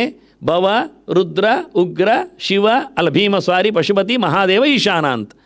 ಇವರು 8 ಜನರಿಗೆ 8 ಮೂರ್ತಿ ಇದೆ. ಅವರನ್ನು ಯಾರು ನೋಡಿಕೊಳ್ತಾರೆ ಅಂತ. ಪಂಚಭೂತಗಳ ಜೊತೆಯಲ್ಲಿ ಸೂರ್ಯಚಂದ್ರರು ಮತ್ತು ಯಜಮಾನ. ಆದ್ದರಿಂದ ಶರ್ವಾಯ ಕ್ಷಿತಿಮೂರ್ತಯೇ ನಮಃ ಅಂತ ಇದು ಹೇಳುವ ರೀತಿ. ಪೂರ್ವದಲ್ಲಿ ಯಾರನ್ನು? ಅದು ಪೂರ್ವದಲ್ಲಿ ಅಂತ ಹೇಳಬೇಕಾಗಿಲ್ಲ. ಕೆಲವರು ಅದನ್ನು ಹೇಳ್ತಾರೆ ಕಾರಿಕೆಯಲ್ಲಿ, ಪೂರ್ವ ದಿಗ್ಭಾಗೆ. ಅದು ಎಂತ ಕೇಳಬೇಕು? ಅವನಿಗೆ ಮರ್ತೋಗಬಾರ್ದು ಅಂತ ಅಷ್ಟೇ, ಮತ್ತೆಂದಿಲ್ಲ. ನಾವೇ ಕೈ ಇಟ್ಟು ಪೂರ್ವದಲ್ಲಿ ಮಾಡಿದರೆ ಅದು ಪೂರ್ವದಲ್ಲಿರುವ ಶರ್ವಮೂರ್ತಿಗೆ ಅದು ಕ್ಷಿತಿಮೂರ್ತಿಯವ. ನೆಲವನ್ನು, ಕ್ಷಿತಿ ಅಂದರೆ ನೆಲ, ನೆಲವನ್ನು ನೋಡಿಕೊಳ್ಳುವ ವ್ಯವಸ್ಥೆ. ನಮ್ಮ ದೇಹದಲ್ಲಿ ನೆಲ ಇದೆ, ನೆಲದಲ್ಲಿ ಕಾಲಿದೆ, ಕಾಲಿನಲ್ಲಿ ನೆಲ ಇದೆ, ಕಾಲಿನ ಮೇಲಕ್ಕೆ ಜಲ ಇದೆ, ಜಲದಲ್ಲಿ ಸೊಂಟ ಇದೆ, ಸೊಂಟದಲ್ಲಿ ಮಲಮೂತ್ರಗಳಿವೆ. ಅದಕ್ಕಿಂತ ಮೇಲಕ್ಕೆ ಹೊಟ್ಟೆ ಇದೆ, ಹೊಟ್ಟೆಯಲ್ಲಿ ಬೆಂಕಿ ಇದೆ, ಬೆಂಕಿಯಿಂದ ಊಟ ಇದೆ. ಅದರ ಮೇಲಕ್ಕೆ ಹೃದಯ ಇದೆ, ಮೂಗಿನವರೆಗೆ ಅದರಲ್ಲಿ ಗಾಳಿ ಇದೆ, ಆಚೆ ಈಚೆ ಹೋಗ್ತಾ ಇದೆ. ಗ್ಯಾರಂಟಿ ತಾನೇ? ಗ್ಯಾರಂಟಿ. ಅದರ ಆಚೆಗೆ ಆಕಾಶ ಇದೆ, ಮೇಲೆ ಇದೆ, ಚಿಂತನೆ ಇದೆ. ಹೀಗಾಗಿ ಪಂಚಭೂತಗಳು ನಮ್ಮ ದೇಹದಲ್ಲಿಯೇ ಇದೆ. ಪಂಚಮೂರ್ತಿಗಳಿದ್ದಾರೆ ಇಲ್ಲಿ ನೋಡಿ. ಆ ಪಂಚಮೂರ್ತಿಗಳನ್ನ ಪೂಜೆ ಮಾಡದಿದ್ದರೆ ಹೇಗೆ? ಮತ್ತು ಯಜಮಾನ ನಾವೇ, ಯಜಮಾನ ಮೂರ್ತಿ ಇದ್ದಾನೆ ಇಲ್ಲಿ. ಪಶುಪತಿಯವ, ನಾವೇ ಪಶುಗಳು ಅವನಿಗೆ, ಆಹುತಿಯ ವಸ್ತುಗಳು ನಾವು. ಹಾಗಾಗಿ ನಾವು ಯಜಮಾನರಾಗಿ ಪಶುಪತಿಗಳಾಗಿ ಪಂಚಭೂತಗಳ ಜೊತೆಯಲ್ಲಿ ನಮ್ಮ ದೇಹ ಇರಲಿಕ್ಕೆ ಹೋಗಿ ಈ ಪಂಚಮೂರ್ತಿಗಳನ್ನು ಉಪಾಸನೆ ಮಾಡಲಿಕ್ಕೆ ಉಂಟು. ಮತ್ತು ಹಗಲು ರಾತ್ರಿ, ಇಡೀ ದಿನ ಹಗಲು ರಾತ್ರಿ ಮಾಡುವವರು ಸೂರ್ಯಚಂದ್ರ, ಅವರಿಬ್ಬರು ಮೂರ್ತಿಗಳು. ರಸಾಘನ ರಸಾನಲ ನಿಲವಿಯದ್ವಿಯದ್ವತ್ವತು ಪ್ರಯಷ್ಟೃಷು ನಿವೃಷ್ಟ ವಿತ್ಯಜ ಭಜಾಮಿ ಮೂರ್ತಿ ಅಷ್ಟಗಂ. ಇದು ನಾರಾಯಣ ಪಂಡಿತರ ಶಿವಸ್ತುತಿಯ ವಾಕ್ಯ. ಇದನ್ನು ಕೊಟ್ಟದಾಗಿ ಮೂರ್ತಿ ಅಷ್ಟಕವನ್ನು ಕೊಟ್ಟಿದ್ದಾರೆ. ಭಜಾಮಿ ಹೇಳಿದ್ದಾರೆ. ಯಾವ ವ್ಯಾಖ್ಯಾನಗಾರರು ಹೇಗೆ ಅಂತ ಹೇಳಲಿಕ್ಕೆ ಹೋಗಲಿಲ್ಲ. 8 ಮೂರ್ತಿಯ ನೆನಪುಂಟು, ಎಲ್ಲಿದ್ದಾರೆ ಹೇಳಲಿಕ್ಕುಂಟು, ಹೆಸರೆಂಟು ಹೇಳಲಿಲ್ಲ ಅಲ್ಲಿ. ಮತ್ತೆ ಶರ್ವ, ಭವ, ರುದ್ರ, ಉಗ್ರ, ಭೀಮ, ಪಶುಪತಿ, ಮಹಾದೇವ, ಈಶಾನ್ ನನ್ನ ಕರೀಲಿಲ್ಲ, ತೋರಿಸಿಕೊಟ್ಟಿಲ್ಲ. ಹಾಗೆ ಇದೆಲ್ಲ ಅದ್ಭುತವಾದ ಚಿಂತನೆಗಳು. ಹೇಗೆ ಪೂಜೆ ಮಾಡುವುದು ಎನ್ನುವುದನ್ನು ಯಾರೂ ಮುಟ್ಟಲಿಲ್ಲ. ಆ ಪ್ರಮಾಣ ಅಂತೂ ಕೊಡಲೇ ಇಲ್ಲ ಬಿಡಿ. ಪ್ರಮಾಣ ಸಮೇತವಾಗಿ ಅವರನ್ನು ಕರೆಯುವ ರೀತಿ, ಹೇಳುವ ಬಗೆ, ಇದೆಲ್ಲ ನಮ್ಮ ದೇಶದಲ್ಲಿ ಎಲ್ಲಿದೆ ಅಂತ ನಾನು ಪಟ್ಟಿ ಮಾಡಿ ತೋರಿಸ್ತಾ ಇದ್ದೇನೆ. ಹೇಗೆ ಚಿದಂಬರದಲ್ಲಿ ಆಕಾಶಮೂರ್ತಿ ಅಂದರೆ ಏನಿಲ್ಲ, ಅಲ್ಲಿ ಪರದೆ ಎತ್ತಿ ಕಾಣಿಸ್ತಾರೆ, ನೋಡಿದರೆ ನೋಡಿದೆ, ಆಯ್ತು, ಮುಗೀತು. ಏನಿಲ್ಲ ಎನ್ನುವುದನ್ನು ನೋಡೋದಷ್ಟೇ. ಅದು ಚಿದಂಬರ, ಖಾಲಿ ಆಕಾಶ. ಚಿತ್ತ ಅಂದರೆ ಜಡ ಅಲ್ಲ ಅಂತ ಅರ್ಥ, ಚೈತನ್ಯ ಪೂರ್ಣವಾದದ್ದು ಅಂತ. ಅದಕ್ಕೆ ಅಂಬರ ಅಂದರೆ ಆಕಾಶ. ಆಕಾಶ ನಿಜವಾಗಿ ಜಡ ಅಲ್ಲದ ಆಕಾಶ, ಇದು ಚಿದಂಬರ ಅಂತ. ಹಾಗೆ ಎಲ್ಲಿ ಯಾವ ಮೂರ್ತಿ, ಕಾಂಚಿಯಲ್ಲಿ, ತಿರುವಣ್ಣಾಮಲೆಯಲ್ಲಿ, ಕಾಳಹಸ್ತಿಯಲ್ಲಿ, ಚಿದಂಬರದಲ್ಲಿ, ನೇಪಾಳದಲ್ಲಿ, ಪಶ್ಚಿಮ ಬಂಗಾಳ, ಒಡಿಶಾದಲ್ಲಿ ಇರುವ ಅಷ್ಟಮೂರ್ತಿಗಳು ಇವತ್ತು ನೋಡಬೇಕಾದ ಕಥೆಗಳು, ಹೋಗಿ ತಿಳಿಯಬೇಕಾದದಕ್ಕೆ ಸಂಬಂಧಪಟ್ಟದ್ದಲ್ಲಿ. ಅಲ್ಲಿ ನೀರಿನ ಮೂರ್ತಿಯಲ್ಲಿ ನೀರಿನ ವ್ಯವಸ್ಥೆ ಉಂಟಲ್ಲಿ, ಅಗ್ನಿಮೂರ್ತಿಯಲ್ಲಿ ನಾನು ಚಿದಂಬರ ಹೇಳಿದಾಗ ಎಲ್ಲವನ್ನೂ ನೋಡಲಿಕ್ಕೆ ಬರುತ್ತೆ ಅಲ್ಲಿ, ಅವರವರಿಗೆ ಸಂಬಂಧಪಟ್ಟಂತೆ ವಾಸ್ತವವಾಗಿ ಇರತಕ್ಕಂಥ. ಮಾತ್ರ ಭಾರತ ಬಿಟ್ಟು ಹೋದದ್ದು ನೇಪಾಳ, ಅದು ಹಿಂದೆ ಭಾರತವೇ ಆಗಿತ್ತು. ಹಾಗಾಗಿ ಅದನ್ನು ಯಜಮಾನ ಮೂರ್ತಿಯಲ್ಲಿದ್ದಾನೆ ಕೇಳಿದೆ, ಯಜಮಾನ ಮೂರ್ತಿ ಹೊರಗೆ ಹೋಗಿದ್ದಾನೆ. ಆದರೂ ಇವತ್ತು ಹೋಗಲಿಕ್ಕೆ ಏನು ಬಿಡ್ತಾರೆ, ಬಿಡೋದಿಲ್ಲ ಅಂತಲ್ಲ. ಬಹಳ ಅದ್ಭುತವಾದ ಒಂದು ರೋಚಕವಾದ ಚಿಂತನೆ ಇಲ್ಲಿ. ಮತ್ತೆ ಬೀಜಾಕ್ಷರಗಳನ್ನೆಲ್ಲ ಹಾಕ್ಲಿಕ್ಕುಂಟು ಉಪಾಸನೆ ಮಾಡುವಲ್ಲಿ. ಅದು ಮಂತ್ರಶಾಸ್ತ್ರ, ತಂತ್ರಶಾಸ್ತ್ರ. ಇನ್ನು ಮಾತ್ರ ಮುಟ್ಲಿಕ್ಕಿದ್ರೆ ನೋಡ್ತೇನೆ, ಇರಲಿ ಬಿಡಿ. ಮತ್ತು ಇದು 8 ಕಡೆಯಲ್ಲಿ ನ್ಯಾಸ ಮಾಡಲಿಕ್ಕೆ ಅಷ್ಟ ಮೂರ್ತಿನ್ಯಾಸ ಹೇಳಿದಾಗೆ. ಆಗ ಪಂಚಭೂತಗಳು ಹೇಳಿದೆ. ಅದರ ಹಾಗೆ ಪಾದದಿಂದ ಜಾನುವಿನವರೆಗೆ, ಜಾನುವಿನಿಂದ ಕಟಿಯವರೆಗೆ, ಕಟಿಯಿಂದ ನಾಭಿಯವರೆಗೆ, ನಾಭಿಯಿಂದ ಹೃದಯದವರೆಗೆ, ಪಜ್ಜಾನುನಾಭಿ ಹೃದಯ ಮತ್ತು ವಾಕ್ವರೆಗೆ, ನಾಸದ ಸ್ಟಾರ್ಟಿನವರೆಗೆ, ನೇತ್ರದ ಕಡೆಯಲ್ಲಿ, ಲಲಾಟದಲ್ಲಿ ಮತ್ತು ಕೊನೆಯಲ್ಲಿ, ಹೀಗೆ 8 ಕಡೆಯಲ್ಲಿ ಅಷ್ಟಾಕ್ಷರನ್ಯಾಸದಂತೆ ವಿಶೇಷವಾದಂತಹ ಈ ಮೂರ್ತಿಗಳನ್ನು ಉಪಾಸನೆ ಮಾಡಲಿಕ್ಕುಂಟು. ದೊಡ್ಡ ಸಂಗತಿ. ನಾವೇ ಒಂದು ದೊಡ್ಡ ಲಿಂಗ, ನಮ್ಮಲ್ಲಿ 8 ಜನರ ಪ್ರಾಪ್ತಿಗಳು, ಇವೆಲ್ಲ ಅದ್ಭುತವಾದಂಥ ಚಿಂತನೆಗಳು. ನೆಕ್ಸ್ಟ್ ಈಗ ಪಂಚಮುಖನ ಬಗ್ಗೆ ಒಂದು ಮಾತು, 8 ಮೂರ್ತಿಗಳ ಬಗ್ಗೆ ಹೇಳಿದೆ. ಈಗ ಅಷ್ಟು ಸದಾಶಿವನದ್ದು 5 ಮೋರೆ ಅಂತ ಹೇಳ್ತಾರಲ್ಲ, ಹೌದು. ಧ್ಯೇಯ ಪಂಚಮುಖೋ ರುದ್ರ ಸ್ಫಟಿಕಾಮಲಕಾಂತಿಮಾನ್ ವಿದ್ಯುತ್ ಶುಭ್ರಾಸಿತ ರಜ ಶ್ಯಾಮಾನ್ಯಸ್ಯ ಮುಖಾನಿತು ಜಟಾವಬದ್ಧೇಂದುಗಲಃ ಪ್ರಿಯಾಯುಕ್ ನಾಗಭೂಷಣ. ಇದು ಆಚಾರ್ಯ ಮಧ್ವರ ವಾಕ್ಯ ತಂತ್ರಸಾರತ್. ಸುಲಭವಾಗಿ ರುದ್ರದೇವರನ್ನು ಉಪಾಸನೆ ಮಾಡುವ ರೀತಿ. 5 ಮೋರೆಯವ. 5 ಮೋರೆ ಹೇಗೆ ಅಂದರೆ ಸಾಲಿಡುವುದುಂಟು. ಕೆಲವರು ಸಾಲಿನಲ್ಲಿ ಇಲ್ಲ, ಮತ್ತು ಸುತ್ತಲೂ ಇದೆ, ಮತ್ತೊಂದು ಮೇಲೆ ಇದೆ. ಹಾಗಾಗಿ ಮೇಲಕ್ಕೆ ಅದೆಲ್ಲ ವಾಕ್ಯ ಪ್ರಮಾಣಗಳನ್ನು ಮುಂದೆ ಹೇಳ್ತೇನೆ ಎಲ್ಲಿ ಉಂಟು ಅಂತ. ಆ ರೀತಿಯಾಗಿ ಚಿತ್ರ ಮಾಡಿದ್ದು, ಆದರೆ ಕಲರ್ ಹಾಗಿಲ್ಲ ವಾಸ್ತವವಾಗಿ. ಅದರಲ್ಲಿ ತುಂಬ ಪ್ರಕಾರದ ಕಲರ್ಸ್ಗಳು ಬರ್ತವೆ. ಸ್ಫಟಿಕ ಅಮಲಕಾಂತಿಮನ್, ಇಡೀ ರುದ್ರ ಹೇಗಿದ್ದಾನೆ ಕೇಳಿದರೆ ಬೆಳ್ಳಗಿದ್ದಾನೆ. ಮುಂದೆ ನನ್ನ ಒಂದು ಚಿತ್ರದಲ್ಲಿ ತೋರಿಸ್ತೇನೆ ಅವನನ್ನು. ಬಿಳಿ ಮೈಯವ, ಶುಭ್ರಮಯ್ಯವ ಶಿವ. ಅವನ ಮೋರೆಗಳು ಬಣ್ಣ ವ್ಯತ್ಯಾಸ ಉಂಟು. ಒಂದು ವಿದ್ಯುತ್ ಹಳದಿ ಹತ್ತಿರಕ್ಕೆ, ಶುಭ್ರ ವೈಟಿಗೆ, ಹಸಿತ ಕಪ್ಪಿಗೆ, ರಜಸ್ಸು ಕೆಂಪಿಗೆ, ಶ್ಯಾಮ ಪಚ್ಚೆಗೆ. ಈಗ 5 ಮೋರೆಗಳ ಬಣ್ಣ ವ್ಯತ್ಯಾಸ ಇದೆ. ಇಲ್ಲಿ ಕೊಟ್ಟ ಬಣ್ಣ ಮೈ ಇದ್ದಲ್ಲ, ಅದೆಲ್ಲ ಟ್ರೇಸ್ ಮಾಡಲಿಕ್ಕೆಲ್ಲ ಹೋಗಲಿಲ್ಲ, ನಾನು ಹೆಚ್ಚು ಕೆಲಸ ಮಾಡಲಿಲ್ಲ. ಬಟ್ ನಿಮಗೆ ಒಂದು 5 ಮೋರೆ ಕಲ್ಪನೆ ಬರಲಿಕ್ಕೆ. ಮತ್ತು ಪ್ರಿಯಾಯುಕ್ ಮೈನ್ ಬೇಕಾದ್ದು ಪಾರ್ವತಿ ತೊಡೆಯಲ್ಲಿ ಇರುವುದು. ಪಾರ್ವತಿ ತೊಡೆಯಲ್ಲಿದ್ದು ವರಾಭಯಕರ ಗೌರಿ, ಪಾರ್ವತಿ ವರ ಮತ್ತು ಅಭಯಕರ ಇದ್ದಾಳೆ, ಅದನ್ನು ಅದರಲ್ಲಿ ಗುರುತಿಸಿದೆ. ಚಂದ್ರಭೂಷಣನಿದ್ದಾನೆ, ಮೈಯಲ್ಲಿ ಹಾವುಗಳ ಅಲಂಕಾರ ಇದೆ. ನಾಗಭೂಷಣ ಪ್ರಿಯಾಯುಗು ಜಟಾವಬದ್ಧೆಂದು ಕಲಹ. 3 ಅಂಶ ವಿಶೇಷ, 5 ಮೋರೆ ಪ್ರಕಾರ, ಮತ್ತು ಅವನ ವೈಟ್ನೆಸ್ ಮೈಯಲ್ಲಿ. ಇಷ್ಟು ಅಂಶಗಳು ಅಲ್ಲಿವೆ. ಇದು ಒಂದು ವಿಷಯ ಅಂತ ಕೇಳಿದರೆ, 5 ಮೋರೆಯ ಒಬ್ಬನೂ ಹೌದು, 5 ಮೋರೆಯ 5 ಜನರು ಹೌದು. ಇವರು 5 ಇದ್ದಾರೆ. ಅವರಿಗೆ ಬೇರೆ ಬೇರೆ ಹೆಸರಿದೆ, ಹೇಳ್ತೇನೆ ಮುಂದಕ್ಕೆ. 5 ಇದ್ದಾರೆ. 5ರಿಗೆ 5 ಮೋರೆಯೂ ಇದೆ, 5ರಿಗೆ 3 ಕಣ್ಣು ಇದೆ, ಕೆಲವರಿಗೆ ಇಲ್ಲ ಅಂತಲೂ ಉಂಟು. ಅದೆಲ್ಲ ವಾಕ್ಯ ಹೇಳುತ್ತೇನೆ, ಇದನ್ನು ನೋಡಿಕೊಳ್ಳುವ ವಿಷಯಗಳು. ಆಗ ಅವರು ಪ್ರತ್ಯೇಕ ಬಣ್ಣದಲ್ಲಿ ಬರ್ತಾರೆ. ಪಚ್ಚೆಯ ಪೂರ ಪಚ್ಚೆಯಲ್ಲಿ ಇರ್ತಾನೆ, ಹಳದಿಯ ಪೂರ ಹಳದಿಗೆ ಬರ್ತಾನೆ. ಆಗ ಇದು ಒಂದು ಗಮ್ಮತ್ತು. ಇಂಥದ್ದೆಲ್ಲ ನೋಡಿಕೊಳ್ಳಿಕ್ಕೋಸ್ಕರ ಈ ಕಲರ್ ಕಾಂಬಿನೇಷನ್ಸ್ಗಳೆಲ್ಲ ಇಷ್ಟು ಅರ್ಥದಲ್ಲಿ ಉಂಟು ಹೇಳಲಿಕ್ಕೆ ಆಗುವುದಿಲ್ಲ. ಕೆಲವೊಮ್ಮೆ ಅವರವರ ಯೋಚನೆಯಂತೆ ಬರ್ತದೆ ಅಂತ ಉಂಟು. ಚೇಂಜ್ ಮಾಡ್ಬೋದು, ನಿಮ್ಮಿಷ್ಟ. ತಮ್ಮ ಯಥಾ ಉಪಾಸತೆ ತದೇವ ಭವತಿ ಅಂತ. ನಿಮಗೆ ಕೆಂಪಿನವ ಬೇಕಾ, ಆಯಿತು ಕೆಂಪಿನವೇ ಬರ್ತಾನೆ, ಬಯಕೆಗಳನ್ನೆಲ್ಲ ಕೊಡ್ತಾನೆ. ನಿಮಗೆ ಬಿಳಿಯವನು ಬೇಕಾ, ಬಿಳಿಯವನೇ ಸಿಗ್ತಾನೆ, ನಿಮ್ಮನ್ನೆಲ್ಲ ಹೊರಗಿಡಲಿಕ್ಕೆ ನೋಡ್ತಾನೆ. ನೀವು ಹೇಗೆ ಉಪಾಸನೆ ಮಾಡ್ತೀರಿ ಹಾಗೆ. ಜ್ಞಾನಕಾಂಡಕ್ಕಾದರೆ ಬಿಳಿ ಇರ್ತಾನೆ, ಕರ್ಮಕಾಂಡಕ್ಕಾದರೆ ಕೆಂಪಾಗ್ತಾನೆ. ಇನ್ನು ಇದರ ಮಧ್ಯೆಯಲ್ಲಿಯೇ ಬೇಕಾದಷ್ಟು ವೇರಿಯೇಷನ್ಸ್ಗಳು ಬರ್ತವೆ. ಇರಲಿ ಬಿಡಿ. ನೆಕ್ಸ್ಟ್ ತುಂಬ ದೊಡ್ಡ ಸ್ಕ್ರೀನ್ ಆದ್ದರಿಂದ ಬಹಳ ಚೆಂದ ಆಗುತ್ತೆ. ಒಂದು ದೃಷ್ಟಿಯಿಂದ ಮಗದೊಮ್ಮೆ ಸ್ವಾಮಿಗಳಿಗೆ ನಾವು ಕಳೆದ ಬಾರಿ ಅದು ಆಗಲಿಲ್ಲ ಒಪ್ಪನ ಹೇಳಿ ನಾನು ಬೇಸರ ಪಟ್ಟಿದ್ದೆ. ಆಗಲೇಬೇಕು ಈ ಸರ್ತಿಯಿಂದ. ಮೊನ್ನೆಯಿಂದಲೂ ಹೇಳ್ತಾ ನಿನ್ನೆ ಸ್ವಾಮಿಗಳು ಬಂದು ನಿಂತೇ ನೋಡಿ ಹೋಗಿದ್ದಾರೆ. ಹಾಗಾಗಿ ಇದು ತುಂಬ ಅಂದರೆ ತುಂಬ. ಆ ದೃಷ್ಟಿಯಿಂದ ನನ್ನ ಎಲ್ಲ ಡೆಮಾನ್ಸ್ಟ್ರೇಷನ್ಸ್ ವರ್ಕ್ಗಳಿಗೆಲ್ಲ ಇದು ಯಾರು ಇಲ್ಲದಿದ್ದರೂ ಒಂದು ವೇದಿಕೆ ಆಗುವ ಹಾಗೆ ಒಂದು ದೃಷ್ಟಿಯಿಂದ ನೀವು ಬರಬೇಕಂದ್ರೆ ನಾನು ಹಠ ಏನು ಮಾಡುವುದಿಲ್ಲ, ಎಲ್ಲಿದ್ದರೂ ಕೇಳಬಾರ್ದು ಅಂತೇನು ಹೇಳುವುದಿಲ್ಲ. ಆದರೆ ನಮ್ಮ ಶ್ರೀಶಣ್ಣ ಆಗಲಿ ಪಟ್ಟಾಭಿಯವರಾಗಲಿ ಅವರೆಲ್ಲ ಸಾರ್ವಜನಿಕ ಸ್ವತ್ತುಗಳಿಗೆ ಎಲ್ಲ ವಾರಿಸುದಾರರು. ಆ ದೃಷ್ಟಿಯಿಂದ ಇರಲಿ ಬಿಡಿ. ಬಂದವರಿಗೆ ಮಗದೊಮ್ಮೆ ಶಿವರಾತ್ರಿಯ ಶುಭಾಶಯ ಹೇಳ್ತಾ ಮುಂದುವರಿಸ್ತೇನೆ. 5 ಜನ ಇದ್ದಾರೆ ಹೇಳಿದ್ನಲ್ಲ, ಅವರು 5 ಜನ ಯಾರು ಕೇಳಿದ್ದು ಇಲ್ಲಿದೆ ನೋಡಿ. 5 ಜನರಿಗೆ 5 ಪ್ರಕಾರದಲ್ಲಿ ಉಪಾಸನೆಯ ಮಂತ್ರಗಳನ್ನು ಹೇಳಿಕೊಂಡು ಪೂಜೆ ಮಾಡಲಿಕ್ಕೂ ಬರುತ್ತೆ ಎನ್ನುವುದೊಂದು ದೊಡ್ಡ ಸಂಗತಿ. ಲಿಂಗ ಪೂಜೆಯಲ್ಲಿ 5 ಶಿವನ ರೂಪಗಳಿವೆ. ಸದ್ಯೋಜಾತ, ವಾಮದೇವ, ತತ್ಪುರುಷ, ಈಶಾನ, ಅಘೋರ ಅಂತ. ಈ 5 ನೋಡಿ, ನಮಗೆ ಶಿವ ಅಂದಾಗ ನೀರು ಬರ್ತದೆ, ಗಂಗಾಧರ.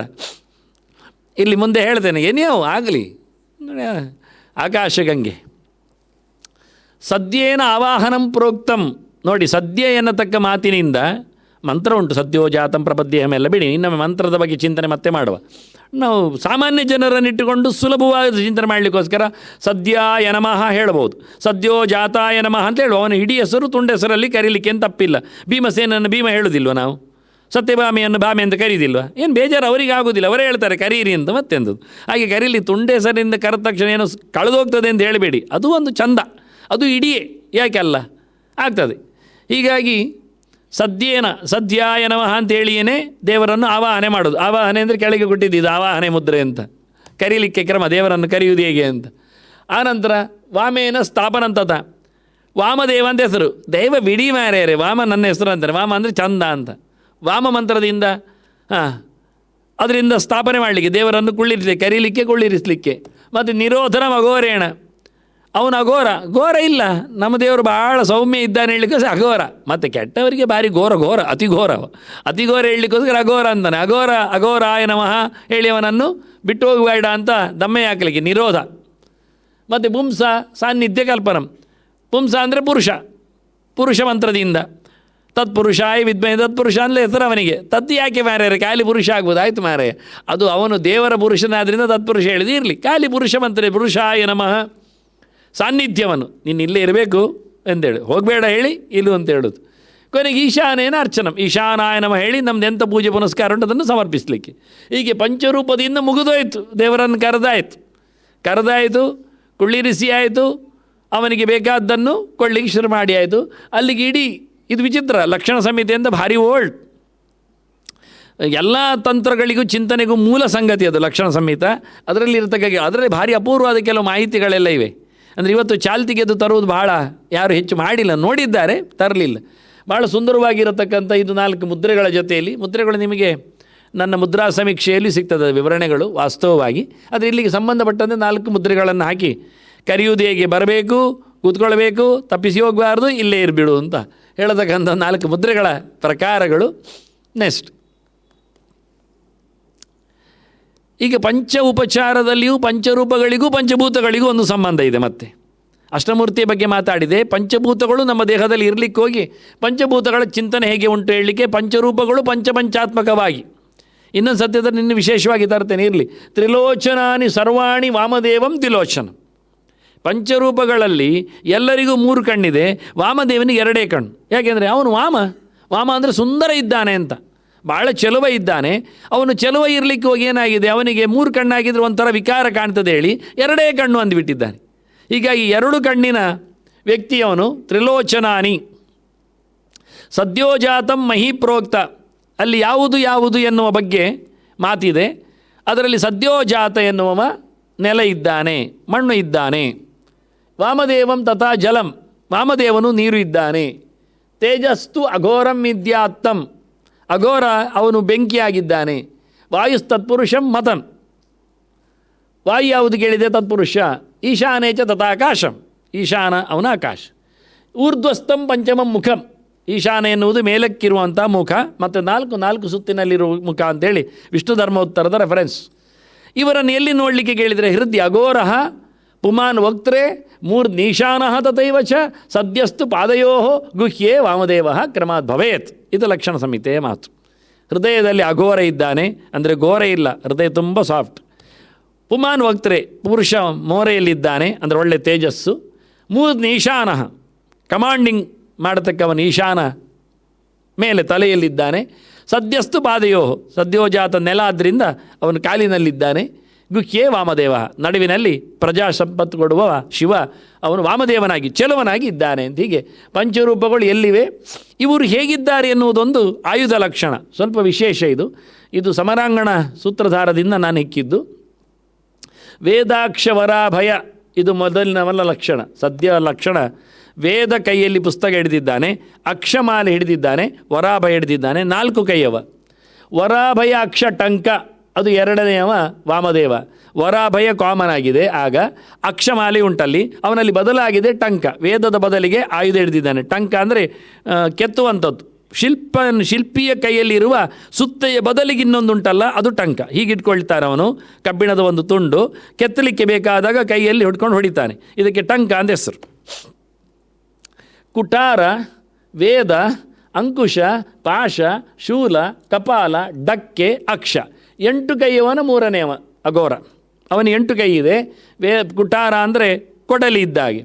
ವೇದ, ಅಂಕುಶ, ಪಾಶ, ಶೂಲ, ಕಪಾಲ ಅಂದರೆ ತಲೆಬುರುಡೆ, ಡಕ್ಕೆ ಬುಡುಬುಡಿ ಇದು ಡಮರು, ಅನಂತರ ಅಕ್ಷಮಾಲೆ. ಇದಿಷ್ಟು ಅವನಿಗೆ ಬರ್ತದೆ, 8 ಕೈಯವ. ಮುಂದಿನವ 4ನೆಯವ ತತ್ಪುರುಷ ಇದ್ದಾನೆ. ಅವನು ವಿದ್ಯಾ, ವರ, ಅಭೀತಿ, ಕುಟಾರ, ಅವನು 4 ಕೈಯವ, ಪುಸ್ತಕ ಇಟ್ಕೊಂಡಿದ್ದಾನೆ, ವರಾಭಯ ಉಂಟು, ಮತ್ತೊಮ್ಮೆ ಕೊಡಲಿ ಉಂಟು. 5ನೇವ ಈಶಾನ, ಅವನಿಗೆ 10 ಕೈ, ವೇದ ಅಭಯ ಇಷ್ಟ ಅಂಕುಶ ಪಾಶ ಟಂಕ ಕಪಾಲ ಡಕ್ಕ ಅಕ್ಷ ಶೂಲ. ವೇದ ಅರ್ಥ ಆಯಿತು, ಅಭಯ, ಇಷ್ಟ ಅಂದರೆ ವರ, ಅಂಕುಶ ಪಾಶ ಟಂಕ ಹೇಳಿ ಆಯಿತು, ಕಪಾಲ ಡಕ್ಕ ಅಕ್ಷ ಶೂಲ. ಭಾಳ ಅದ್ಭುತವಾದ ಪಂಚರೂಪ. ಅಂದರೆ ಈ ಪ್ರಕಾರವಾಗಿ ಟ್ರೇಸ್ ಮಾಡೋದು ಭಾಳ ಕಷ್ಟ ಇದೆ, ಒಳಗೆ ಮಾಡಿಕೊಳ್ಳಿಕ್ಕೆ ಆಗಲಿಲ್ಲ ನನಗೆ, ಅವರು ಸಿಗುವುದಿಲ್ಲ ಪಕ್ಕಕ್ಕೆ, ಆದರೆ ಮಾಡಿಸಬೇಕಾಗತ್ತೆ, ಆದರೆ ಆಗಲಿಲ್ಲ. ಆದರೂ ಉಂಟು, ಕೊಟ್ಟಿದ್ದೇನೆ. ಇಲ್ಲಿ ಕೊನೆಯ ವಿಷಯ ಒಂದು ಹಾಕಿದ್ದೇನೆ, ಸಮನಾಂಗಣ ಸೂತ್ರಧಾರದ ಇನ್ನೊಂದು ವಿಷಯ, ಅದು ದ್ವಿಭುಜೋ ರಾಜಧಾನ್ಯ ಅಂತೂ ಪಟ್ಟಣೇ ಸ್ಯಾತ್ ಚತುರ್ಭುಜ. ಕೆಲವು ಕೈಗಳ ಬಗ್ಗೆ ಮಾತಾಡಿದ್ರಿಂದ ರಾಜಧಾನಿಯಲ್ಲಿ 2 ಕೈಯ ಶಿವನ ಪ್ರತಿಮೆ ಇಡಬೇಕು. ಮೊದಲ ದಿವಸ ಹೇಳಿದ್ದೇನೆ ನಾನು, ಪ್ರತಿಮೆಯನ್ನು ಪೂಜೆ ಮಾಡಬಹುದು, ಲಿಂಗವನ್ನು ಪೂಜೆ ಮಾಡಬಹುದು. ಪ್ರತಿಮೆ ಮಾಡೋದಾದರೆ ರಾಜಧಾನಿಯಲ್ಲಿ ಆದರೆ 2 ಕೈಯವ ಸಾಕು, ಶೂಲ ಹಿಡೀಲಿ ಅಭಯ ಹಿಡೀಲಿ ಸಾಕು. ಶಿವ ಅಂತ ಗೊತ್ತಾಗಲಿಕ್ಕೆ ಶೂಲ ಬೇಕು. 3 ಗುಣಗಳ ರೆಪ್ರೆಸೆಂಟೇಟಿವ್ ಅದು, ಸತ್ವರಜಸ್ಸು ತಮಸ್ಸು ಅಂತ. ಅವನು ತಮೋ ಗುಣದಿಂದ ಪಂಚಭೂತವನ್ನು ಸೃಷ್ಟಿ ಮಾಡಿದವ, ರಜೋಗುಣದಿಂದ 10 ದೇವತೆಗಳನ್ನು ಇಂದ್ರಿಯಗಳನ್ನು ಸೃಷ್ಟಿ ಮಾಡಿದವ, ಸಾತ್ವಿಕವಾಗಿ ದೇವತೆಗಳನ್ನು ಮತ್ತು ಮನಸ್ಸನ್ನು ತಂದವ. ಹಾಗಾಗಿ ಬಹಳ ದೊಡ್ಡ ವಿಷಯ ಅವನತ್ತು, ಭಾಳ ದೊಡ್ಡ ಮಟ್ಟಿನ ಸೃಷ್ಟಿ. ಪಂಚಭೂತಗಳು, ಪಂಚೇಂದ್ರಿಯಗಳು, ಪಂಚಜ್ಞಾನೇಂದ್ರಿಯಗಳು, ತನ್ಮಾತ್ರೆಗಳ ಜೊತೆಯಲ್ಲಿ ಆನಂತರದಕ್ಕೆ ಬೇಕಾಗಿರುತ್ತೆ 10 ದೇವತೆಗಳು, ಒಳಗಿನ ಮನಸ್ಸು, ಅದು ಮತ್ತೆ ಪ್ರಕಾರದಲ್ಲಿ.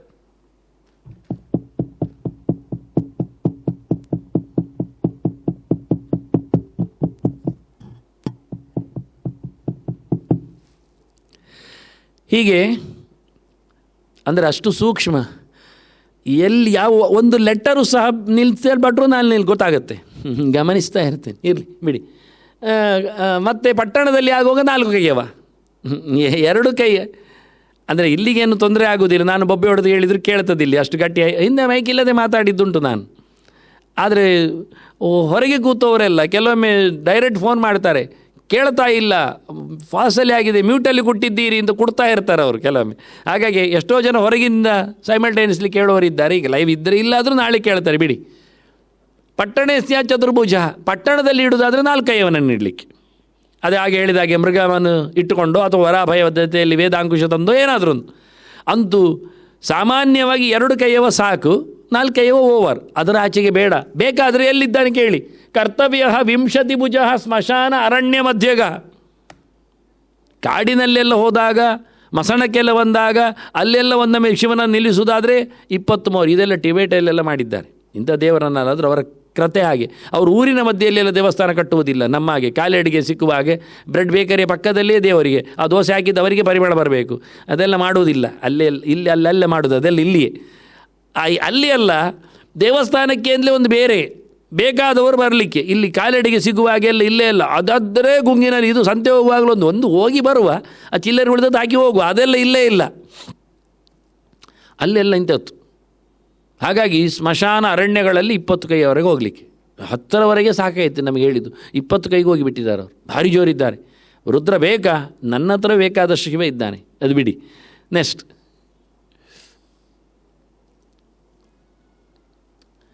ಇಲ್ಲಿ 2 ಅಂಶ ಬಂದಿತ್ತು ಹೇಳಿದೆ. ಒಂದು, ಈಗ ಪಂಚಮುಖರ ಬಗ್ಗೆ ಮಾತಾಡಿ ಆಯಿತು ಬಂದ ವಿಷಯದಲ್ಲಿ. ಇನ್ನು ಉಳಿದದ್ದು ಏನು ಕೇಳಿದರೆ, ಒಂದು ನಾಗಭೂಷಣ, ಮತ್ತೊಂದು ಜಟಾವಬದ್ಧ ಎಂದು ಕಲಹ. ಪಾರ್ವತಿಯ ಬಗ್ಗೆ ಹೆಚ್ಚು ಮಾತಾಡೋದಿಲ್ಲ, ಅದು ಇನ್ನೊಮ್ಮೆ ಪಾರ್ವತಿಯ ವ್ರತಕ್ಕೆ ಹೋಗುವಾಗ ಮಾತಾಡುವ. ಹಾಗಾಗಿ ಇವರನ್ನು ಮಾತಾಡಿಸ್ತೇನೆ. ಇಲ್ಲಿ ನೋಡಿ, ಆದಷ್ಟು ಹಾವುಗಳು ಸುತ್ತಿಕೊಂಡದ್ದನ್ನೆಲ್ಲ ಕೊಟ್ಟು ಭಾಳ ಚಂದವಾಗಿ ಬಿಳಿಯವ ತಂದಿದ್ದೇನೆ. ಬಿಳಿ ಶಿವ ಎಲ್ಲಿದ್ದಾನೆ ಕೇಳಿದರೆ ನೋಡಿ, ಹೀಗಿರ್ತದೆ, ಬಿಳಿ ಬಿಳಿಯಾಗಿ ಚಂದವಾಗಿ ಕಾಣ್ತಾನೆ. ಮೈ ತುಂಬ ಹಾವುಗಳು ಅಲ್ಲ, ಲೆಕ್ಕಾಚಾರ ಉಂಟು ಅದಕ್ಕೆ. ಮಮೋಪವೀತಂ ಭುಜಗೇಶ್ವರ ಶುಭೇ. ಗಮ್ಮತ್ತು ಅಂದರೆ ಅದು, ನನ್ನ ಉಪವೀತವೇ ಒಂದು ದೊಡ್ಡ ಹಾವು ಅಂತಾನೆ ನೋಡಿ. ಅವನು ಉಪವೀತ ನೋಡಿ, ಹಾವು ಹಾಕಿ ಕೊಟ್ಟದ್ದು. ಮಾಡಲೇಬೇಕಾದ ಕೆಲಸಗಳಿವೆಲ್ಲ ತಂದು ತೋರಿಸುವುದು ಒಂದು ದೊಡ್ಡ, ಅದೇ ಡೆಮಾನ್ಸ್ಟ್ರೇಷನ್ ಕ್ಲಾಸ್ ಇದ್ದಾಗೆ ಬಹಳ ಖುಷಿ ಇರುತ್ತೆ. ಕರ್ಣೇಪಿ ಪದ್ಮಶ್ಚ ತಥೈವ ಪಿಂಗಳ. ಕಿವಿಯಲ್ಲಿ ಆಚೀಚೆ ಕಾಣ್ತಾನೆ, ಇಳಿಕೆ ಬರ್ತಾನೆ. ಕಿವಿಯಿಂದ ಇಳಿದಿದ್ದಾನೆ ಅವನು ಪಾಪ, ಸುತ್ತುವರೆಗೆ ಇತ್ತು. ಕೆಯೂರ ಮೇಘಂ ಮಮ ಕಂಬಳಸ್ತುತಿ. ಕೆಯೂರ ಅಂದರೆ ತೋಳ್ಬಂದಿ. ದ್ವಿತೀಯ ಮನ್ಯೋ ಭುಜಗೋ ಧನಂಜಯ, ಇನ್ನೊಂದು ಕೈಗೆ. ನಾಗಸ್ತತೈವ ಅಶ್ವತರೋಹಿ ಕಂಕಣಂ, ಮತ್ತು ಕಂಕಣದಲ್ಲಿ ಖಾಲಿ ಕಂಕಣ ಉಂಟು, ಇಲ್ಲಿ ಅದು ಇಳಿದು ಬರಬೇಕವ ಪಾಪ, ಎದ್ದೋಗಿದ್ದಾನೆ. ಸವ್ಯೇತರೇ ತಕ್ಷಕ ಉತ್ತರೇ ತತ, ಎಡಕೈಯಲ್ಲಿ ಇನ್ನೊಂದು ಕಂಕಣ. ನೀಲೋಪಿ ನೀಲಾಂಜನ ತುಲ್ಯವರ್ಣ ಶ್ರೋಣಿ ತಟೇ ರಾಜತಿ ಸುಪ್ರತಿಷ್ಠ, ಸೊಂಟದಲ್ಲಿ ಒಬ್ಬ. ಹೀಗೆ ಇಷ್ಟು ಜನ. ಇಲ್ಲಿ ಕೈಯ ಬಳೆಯನ್ನು ಕಾಲಲ್ಲಿ ಸುತ್ತಿಕೊಂಡಿದ್ದಾನೆ. ಅದು ಬಳೆ ಅಂದಾಗ ಕಾಲಿಗೂ ಕೈಗೂ ಹಾಕಿಬಿಟ್ರೆ ಇರಲಿ, ತೊಂದರೆ ಇಲ್ಲ. ಇವತ್ತೆಲ್ಲ ಆಚೆ ಈಚೆ ಮಾಡಿಕೊಂಡು ಹೋಗ್ತಾರಲ್ಲ. ಟೋಟಲಿ 8 ಜನ ಇದ್ದಾರೆ ನೋಡಿ, ವಾಮನ ಪುರಾಣದ ವಾಕ್ಯ. ಶೇಷವಾಸುಗಿ ತಕ್ಷಾಕ್ಯ ಕರ್ಕಟೋಬ್ಜೋ ಮಹಾಂಬುಜ ಶಂಖಪಾಲಶ್ಚ ಕುಲಿಕಃ ಅಂತ ಅವರ ನಾಮಾಂತರಗಳು. ಈ 8 ಹಾವುಗಳನ್ನು ಹಿಡಿಲಿಕ್ಕೆ ನಾನು ಒಂದು 10-40 ವರ್ಷ ಕಷ್ಟಪಟ್ಟಿದ್ದೇನೆ. ಎಲ್ಲಿದ್ದಾರೆ ಅಂತ ಎಲ್ಲ ಗುಡೆಗೂ ಕೈ ಹಾಕಿ ಕೊನೆಗೆ ಸಿಕ್ಕಿದ್ರು 10-50 ಕಡೆಯಲ್ಲಿ ತಂದಿದ್ದೇನೆ ಅವರನ್ನು. ಆದರೆ ಜನರಿಗೆ ಮೂಸಲಿಕ್ಕೆ ಕಷ್ಟ ಆಗ್ತಾ ಉಂಟು, ಎಲ್ಲಿ ವಿಷ ಕಚ್ಚುತ್ತದೋ ಅಂತೇಳಿ. ಇರಲಿ ಬಿಡಿ, 16 ಸಾವಿರೊಮ್ಮೆ ಹೇಳಿದರು ಈ ಪೋತಾಯಿ ಬೆತ್ತ ಜನ ಓದ್ವೇರಂತ, ಅದಿರಲಿ, ಅದೊಂದು ಆಸೆ. ಈಗ ಮೇಲಿನಿಂದ ಮೇಲೆ ಈಗ ಇಣಿಕೆ ನೋಡ್ಬೋದು ಓದ್ತಾ ಇದ್ದಾರೆ ಇಲ್ಲವ ಅಂತ, ಆಗ ಖುಷಿ ಆಗ್ತದೆ. ಹೀಗೆ 8 ಹಾವುಗಳು ಶಿವನಲ್ಲಿ ಸೇವೆಯಲ್ಲಿ ನಿಂತಿದ್ದಾರೆ. ಬಹಳ ಅದ್ಭುತವಾದ ವಿಷಯ. ಏನು ಹಾಳಾದ ಹಾವುಗಳೇನು ಅವನ ಮೈಯಲ್ಲಿ ತಿರುಗುವುದಿಲ್ಲ ಅನ್ನೋದು ಯೋಚನೆ ಮಾಡಿಕೊಳ್ಳಿ. ಸುಮ್ಮನೆ ಅಲ್ಲ ಅದು. ಅಷ್ಟು ದೊಡ್ಡ ಎತ್ತರದ ವ್ಯಕ್ತಿಯನ್ನು ನಾವು ಇಷ್ಟು ಸಣ್ಣ ಹಾವುಗಳು, ಕೇರೆ ಹಾವುಗಳು ಇಂದೆಲ್ಲ ಕಂದೊಡಿಯೆಲ್ಲ ಸುತ್ತುತ್ತದೆ ಹೇಳುವುದಲ್ಲ, ಅಲ್ಲವೇ ಅಲ್ಲ. ಅದಕ್ಕೆ ದೊಡ್ಡ ದೊಡ್ಡ ಹೆಸರು, ಆ ಪದ್ಮ, ಮಹಾಪದ್ಮ, ಇವರೆಲ್ಲ ಸೂರ್ಯಲೋಕಕ್ಕೆ ಹೋಗಿ ಬಂದವರು. ಯೋಚನೆ ಮಾಡಿ, ಸೂರ್ಯ ಲೋಕ, ಅದರ ಬಗ್ಗೆ ಚಿಂತನೆ. ಅಲ್ಲಿ ಬಂದು ಏನಾಯಿತು ಅಂತ ಹೇಳ್ತಾರೆ ಅವರು. ಅವರಿಗೆ ವರ್ಷಕ್ಕೆ 2 ತಿಂಗಳು ಸೇವೆ, 1 ತಿಂಗಳು ಸೇವೆ ಇಬ್ಬರಿಗೆ. ನೆಕ್ಸ್ಟ್ ಜೈನ್ ಇಡೀ ವರ್ಷದಲ್ಲಿ, ಇನ್ನು ನಿಮಗೆ ರಾತ್ರಿ ಬಾಳೆ ಹಗಲಿನ ಬಾಳೆ ಕಥೆ ಇಲ್ಲ, ವರ್ಷದಲ್ಲಿ ತಿಂಗಳ ಸೇವೆಯಲ್ಲಿ ಮತ್ತೆ ಅವರಿಗೆ ಬರುವ ವರ್ಷವೇ ಬರಲಿಕ್ಕೆ. ಅಂಥ ದೊಡ್ಡ ದೊಡ್ಡ ನಾಗಗಳು, ಸೂರ್ಯನ ರಥವನ್ನು ಎಳೆಯುವ ಹಗ್ಗಗಳವರೆಲ್ಲ, ಅಂಥವರೆಲ್ಲ ಶಿವನ ದೇಹದಲ್ಲಿ ಸೇವೆ ಮಾಡ್ತಾ ಕೂತಿದ್ದಾರೆ. ದೊಡ್ಡ ಭಾಗ್ಯ, ದೊಡ್ಡ ವಿಷಯ. ನಾಗಭೂಷಣ ಚಿಂತನೆ ಬಹಳ ಕಮ್ಮಿ ಇಲ್ಲ. ಆದರೂ ಇದಕ್ಕೊಂದು ಮಹಾಭಾರತ ಕೊಡತಕ್ಕಂಥ ಒಂದು ಬಹಳ ಸುಂದರವಾದ ಸ್ಟೇಟ್ಮೆಂಟ್ ಉಂಟು. ನೆಕ್ಸ್ಟ್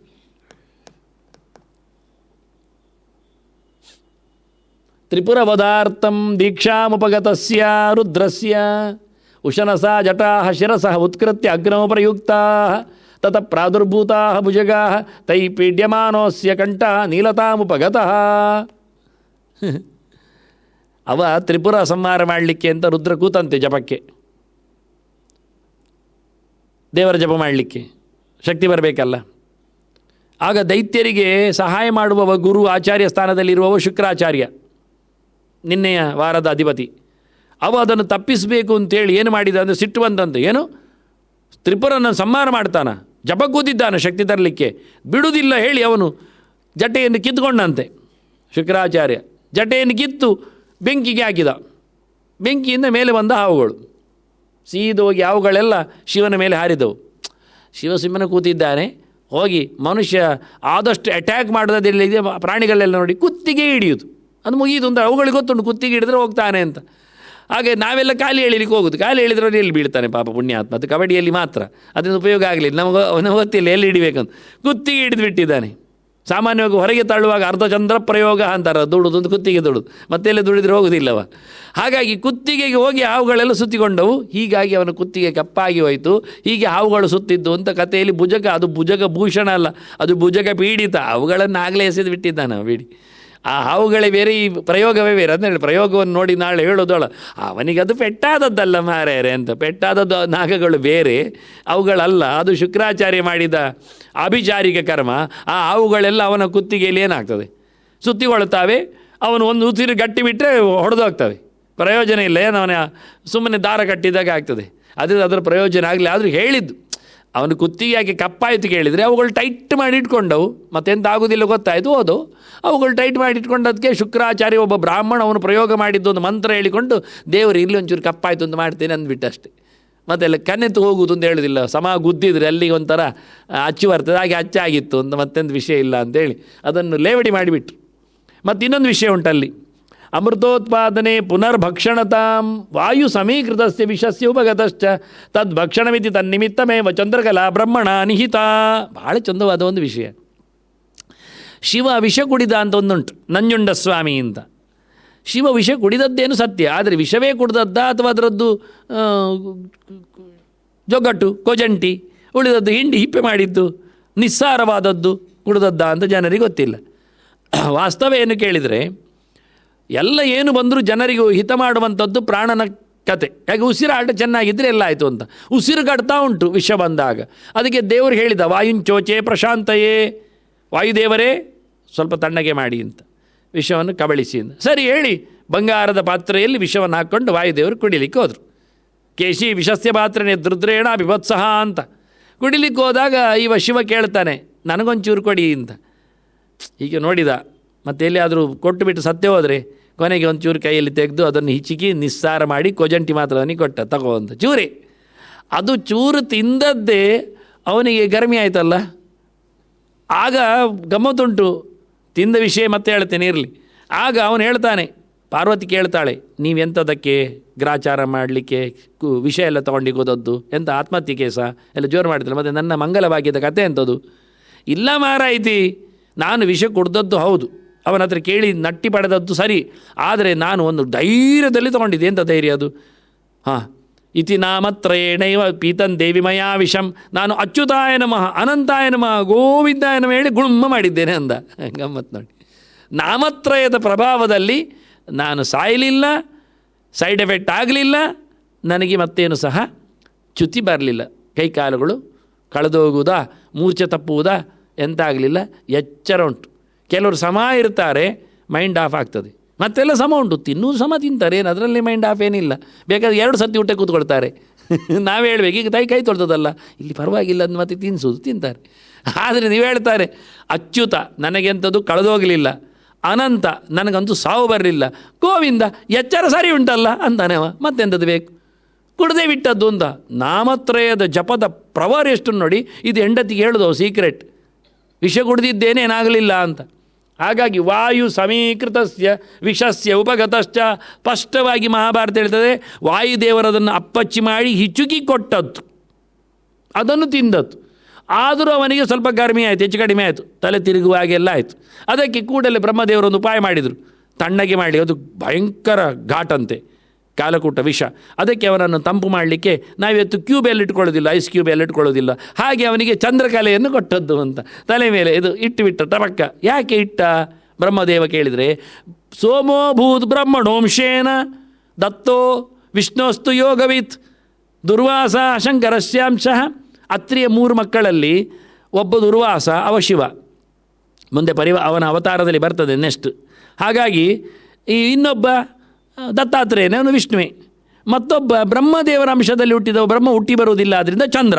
ಅದನ್ನು ಚಂದ್ರನಲ್ಲಿ ಬ್ರಹ್ಮನ ಸಮೀಕರಣ ಇರಲಿಕ್ಕೆ ಹೋಗಿ ರುದ್ರನನ್ನು ಸರಿ ಮಾಡಲಿಕ್ಕೆ ಬ್ರಹ್ಮನೇ ಸರಿಯಾದ್ದರಿಂದ ಅವನು ತಲೆ ಕೈ ಇಡ್ತಾ ಕೂತ್ಕೊಳ್ಳೋದು ಎಂಥದ್ದು ಎಷ್ಟು ಹೊತ್ತು ಅಂತ. ಅದಕ್ಕೊಂದು ಕೆಲಸ ಮಾಡಿದ, ನಾನೊಂದು ತುಂಡು ಕೊಡ್ತೇನೆ ಸರಿ ಮಾಡಿ ಅಂತ. ಹೀಗೆ ಚಂದ್ರಭೂಷಣ ಎಷ್ಟು ಚೆನ್ನಾಗಿದೆ ನೋಡಿ ವಾಸ್ತವವಾಗಿ. ಇವೆಲ್ಲ ಯಾರು ಹೇಳ್ತಾರೆ ನಿಮಗೆ? ಯಾಕೆ ಹೇಳ್ತಾರೆ? ಎಲ್ಲಿ ಹೇಳ್ತಾರೆ? ಗೆರೆಯಲ್ಲಿ ಹುಡುಕ್ತಾರೆ. ವಾಯು ಸರಿ ಮಾಡಿದ ವಿಷಯವೇ ನಮಗೆ ವಿಶ್ವನಲ್ಲಿ ಸಿಗುವುದಿಲ್ಲ ಅಂದಾಗ ಇದೆಲ್ಲ ವೈಷ್ಣವರು ಮಾಡಿಕೊಂಡದ್ದು. ಇದು ಮಾಧ್ವರದ್ದು ಕತೆ, ವಾಯುದೇವರ ಕತೆ ಎಲ್ಲ ಮಾರಿ, ಅದು ಭಾರತದ ಚಿಂತನೆ. ಇವತ್ತು ಸಿಗ್ತದೆ ಟೆಸ್ಟಲ್ಲಿ, ಎಲ್ಲ ಕಡೆಯೂ ಇರುವಂಥದ್ದು. ಹಾಗೆ ಭಾಳ ಚಂದವಾಗಿ. ಮತ್ತು ಇನ್ನೊಂದು ವಿಷಯ, ಚಂದ್ರನ ಮೇಲೆ ಶಿವನ ಒಂದು ನಂಟು. ಯಾಕೆಂದರೆ ಈಶಾನದಲ್ಲಿ ಶಿವ, ದಿಕ್ಪಾಲಕರಲ್ಲಿ ನೋಡಿಕೊಂಡ್ರೆ ಉತ್ತರದಲ್ಲಿ ಸೋಮ, ಚಂದ್ರ ಮತ್ತು ಈಶಾನ ಅಕ್ಕಪಕ್ಕದವರು, ನೆರೆಮನೆಯವರು. ಅದನ್ನು ಅವರಿಬ್ಬರಿಗೆ ಭಾರಿ ಫ್ರೆಂಡ್ಶಿಪ್, ಎಲ್ಲ ವಿಷಯದಲ್ಲಿ ಭಾರಿ ಖುಷಿ ಚಂದ್ರನಿಗೂ ಮತ್ತು ಶಿವನಿಗೂ. ಆದ್ದರಿಂದ ಒಂದು ಸರ್ತಿ ಹೇಳ್ತಾನೆ, ದಕ್ಷನ ಯಜ್ಞದಲ್ಲಿ ಆಗುವಾಗ ಒಂದು ಗಲಾಟೆ ಆಯಿತು, ಸಿಕ್ಕಾಪಟ್ಟೆ ಎಲ್ಲರೂ ಕೂತಿದ್ದಾರೆ, ಅವನ್ನೆಲ್ಲ ಗಲಾಟೆ ಮಾಡಿದ. ನಾನು ಪೆಟ್ಟುಮುಡೆ ಮಾಡಿದ್ದೌದು, ಆದರೆ ನನಗೆ ಗೊತ್ತಾಯಿತು ಚಂದ್ರ ಯಾವುದರಲ್ಲಿ ಸೇರಲಿಲ್ಲ ಅಂತ. ಆದರೆ ಏನು ಮಾಡುವ, ನಾನು ಹೋಗುವಾಗ ಅವನನ್ನು ಹೀಗೆ ಕಿಕ್ಕು ಕೊಟ್ಟು ಹೋಗಿದ್ದೇನೆ, ಅಂದರೆ ಪಾದದ ಅಂಗುಷ್ಟದಿಂದ ಅವನನ್ನು ಕುಕ್ಕಿ ಹೋಗಿದ್ದೇನೆ, ಅಲ್ಲಿ ವೀರಭದ್ರ ರೂಪದಲ್ಲಿದ್ದಾಗ ಹಾಗೆ ಹೋಗಿದ್ದೇನೆ. ನನಗೆ ಗೊತ್ತಾಯ್ತು ಅವೆಂತ ಮಾಡಲಿಲ್ಲ ಅಂತ. ಆದರೆ ನಾನು ಕಾಲ ತಾಗಿಸಿದ್ರಿಂದ ಅವನು ಚೂರು ಪೆಟ್ಟಾಯಿತು.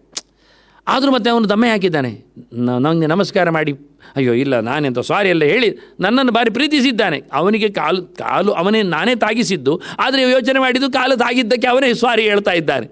ನಾವು ಕೆಲವು ಮಾಡೋದಿಲ್ಲ, ಇಲ್ಲಾಂದರೆ ನಮಗೆ ಹೊಡಿಲಿಕ್ಕೆ ಬರ್ತಾರೆ ಅವರು. ನಮ್ಮದೇ ತಾಗಿಯೂ ನಾವು ಹೇಳದಿದ್ರೆ ಅವನೇ ಹೇಳ್ತಾನೆ ಆಯ್ತು ಮಾರಾಯ ಅಂತ. ಹಾಗೆ ಹೇಳಿದ್ದಾನೆ. ಹಾಗಾಗಿ ನನಗೊಂದು ಬೇಜಾರಾಗಿದೆ. ಎಂತ, ಅವನಿಗೆ ಸುಮ್ಮನೆ ನಾನು ಕಿಕ್ಕು ಕೊಟ್ಟಿದ್ದೇನಲ್ಲ, ಅದಕ್ಕೆ ಉಪಾಯ ಮಾಡಿದೆ, ಕಾಲಲ್ಲಿ ತುಳಿದದ್ದನ್ನು ತಲೆಯಲ್ಲಿ ಹೊತ್ಕೊಳ್ಳೋದು ಅಂತ ಉಪಾಯ ನೋಡಿ. ಇವತ್ತು ನಾವೆಲ್ಲ ಹಾಗೆ ಮಾಡ್ತೇವೆ, ಎಲ್ಲಿಯಾದರೂ ಕಾಲು ತಾಗಿದರೆ ಹೀಗೆ ಕೈ ಮುಟ್ಟಿಸಿ ಮಂಡೆ ಅಂದರೆ ಅದನ್ನು ಮಂಡೆಯಲ್ಲಿ ಹೊತ್ಕೊಳ್ಬೇಕು ಅಂತ ಕ್ರಮ.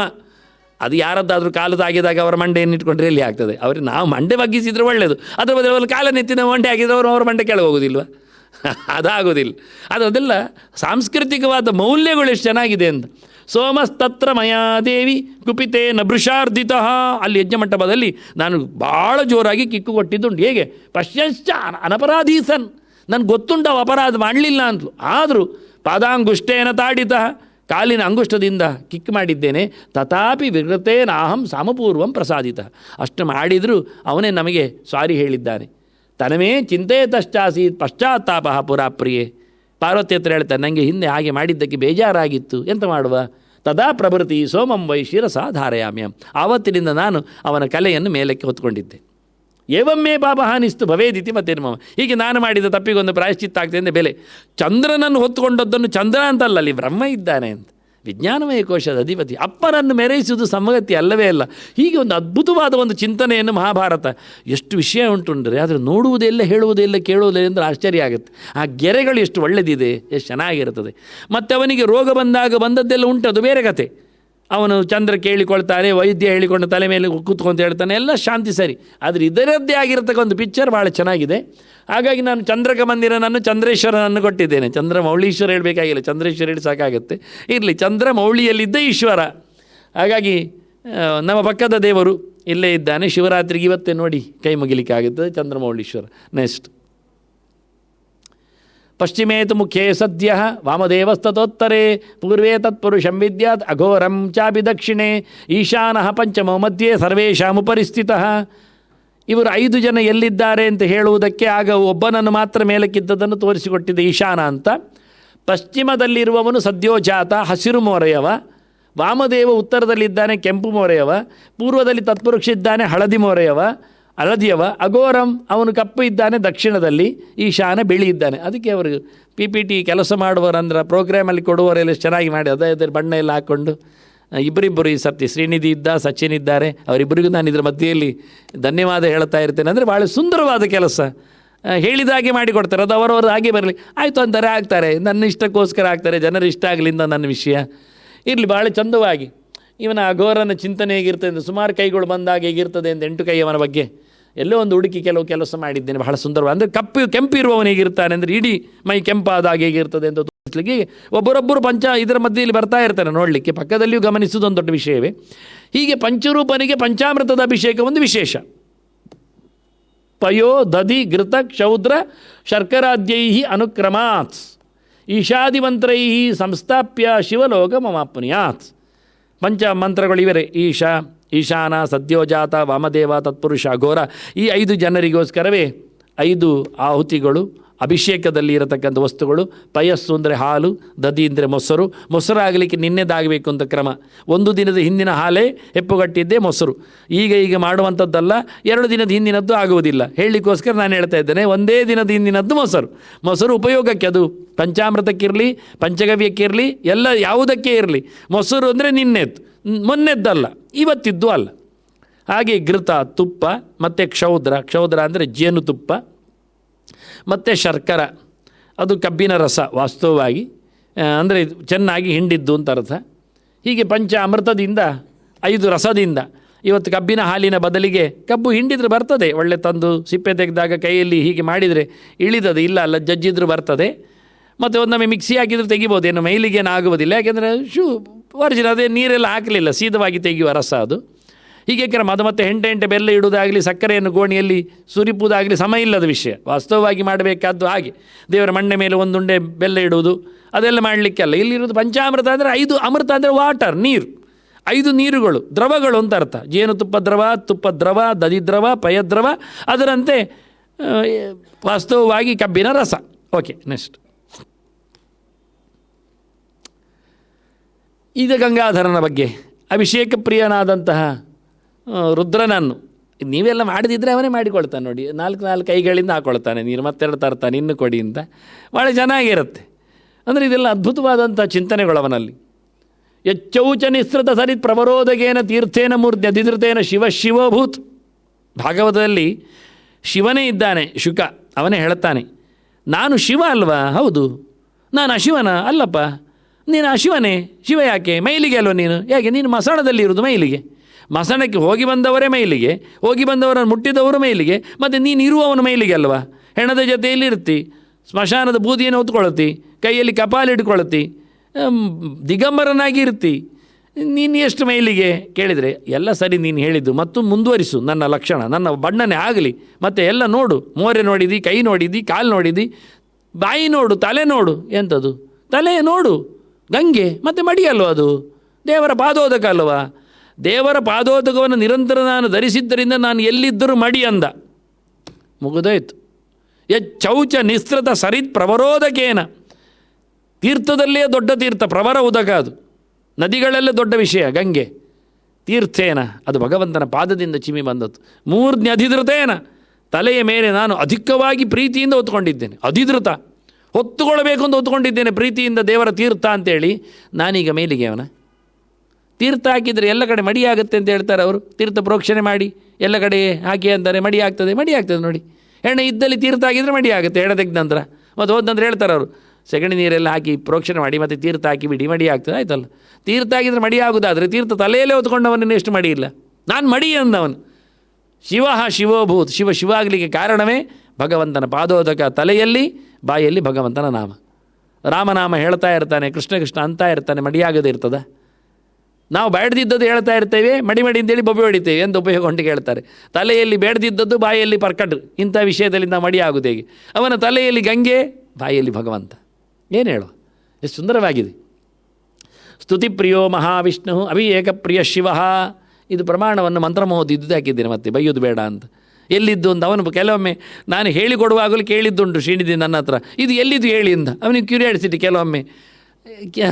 ಹಾಗಾಗಿ ಈ ಸರ್ತಿ ಹೆಚ್ಚಿನದ್ದೆಲ್ಲ ಎಲ್ಲಿ ಉಂಟು ಅಂತ ಹೇಳಿಬಿಟ್ಟಿದ್ದೇನೆ, ಅವನು ಕೇಳಿದ್ದ ಅಂತ ಹೇಳಿಕೊಂಡು ಹೇಳಿಬಿಟ್ಟೇನೆ. ಸ್ತುತಿಪ್ರಿಯೋ ಮಹಾವಿಷ್ಣು, ದೇವರನ್ನು ಅವನಿಗೆ ಅರ್ಚನೆ ಮುಖ್ಯ ಅಲ್ಲ, ಅವನಿಗೆ ಮಾತು ಮುಖ್ಯ. ನೀನು ಸ್ತುತಿಸು, ದೇವರ ಗುಣವನ್ನು ಹೇಳು, ಅವನ ವೈಭವವನ್ನು ತಿಳಿಸು. ಎಲ್ಲ ಶಬ್ದಗಳಿಂದ ಭಗವಂತನ ಚಿಂತನೆ ಆಗಲಿ, ದೇವರಿಗೆ ಬೇಕಾದದು.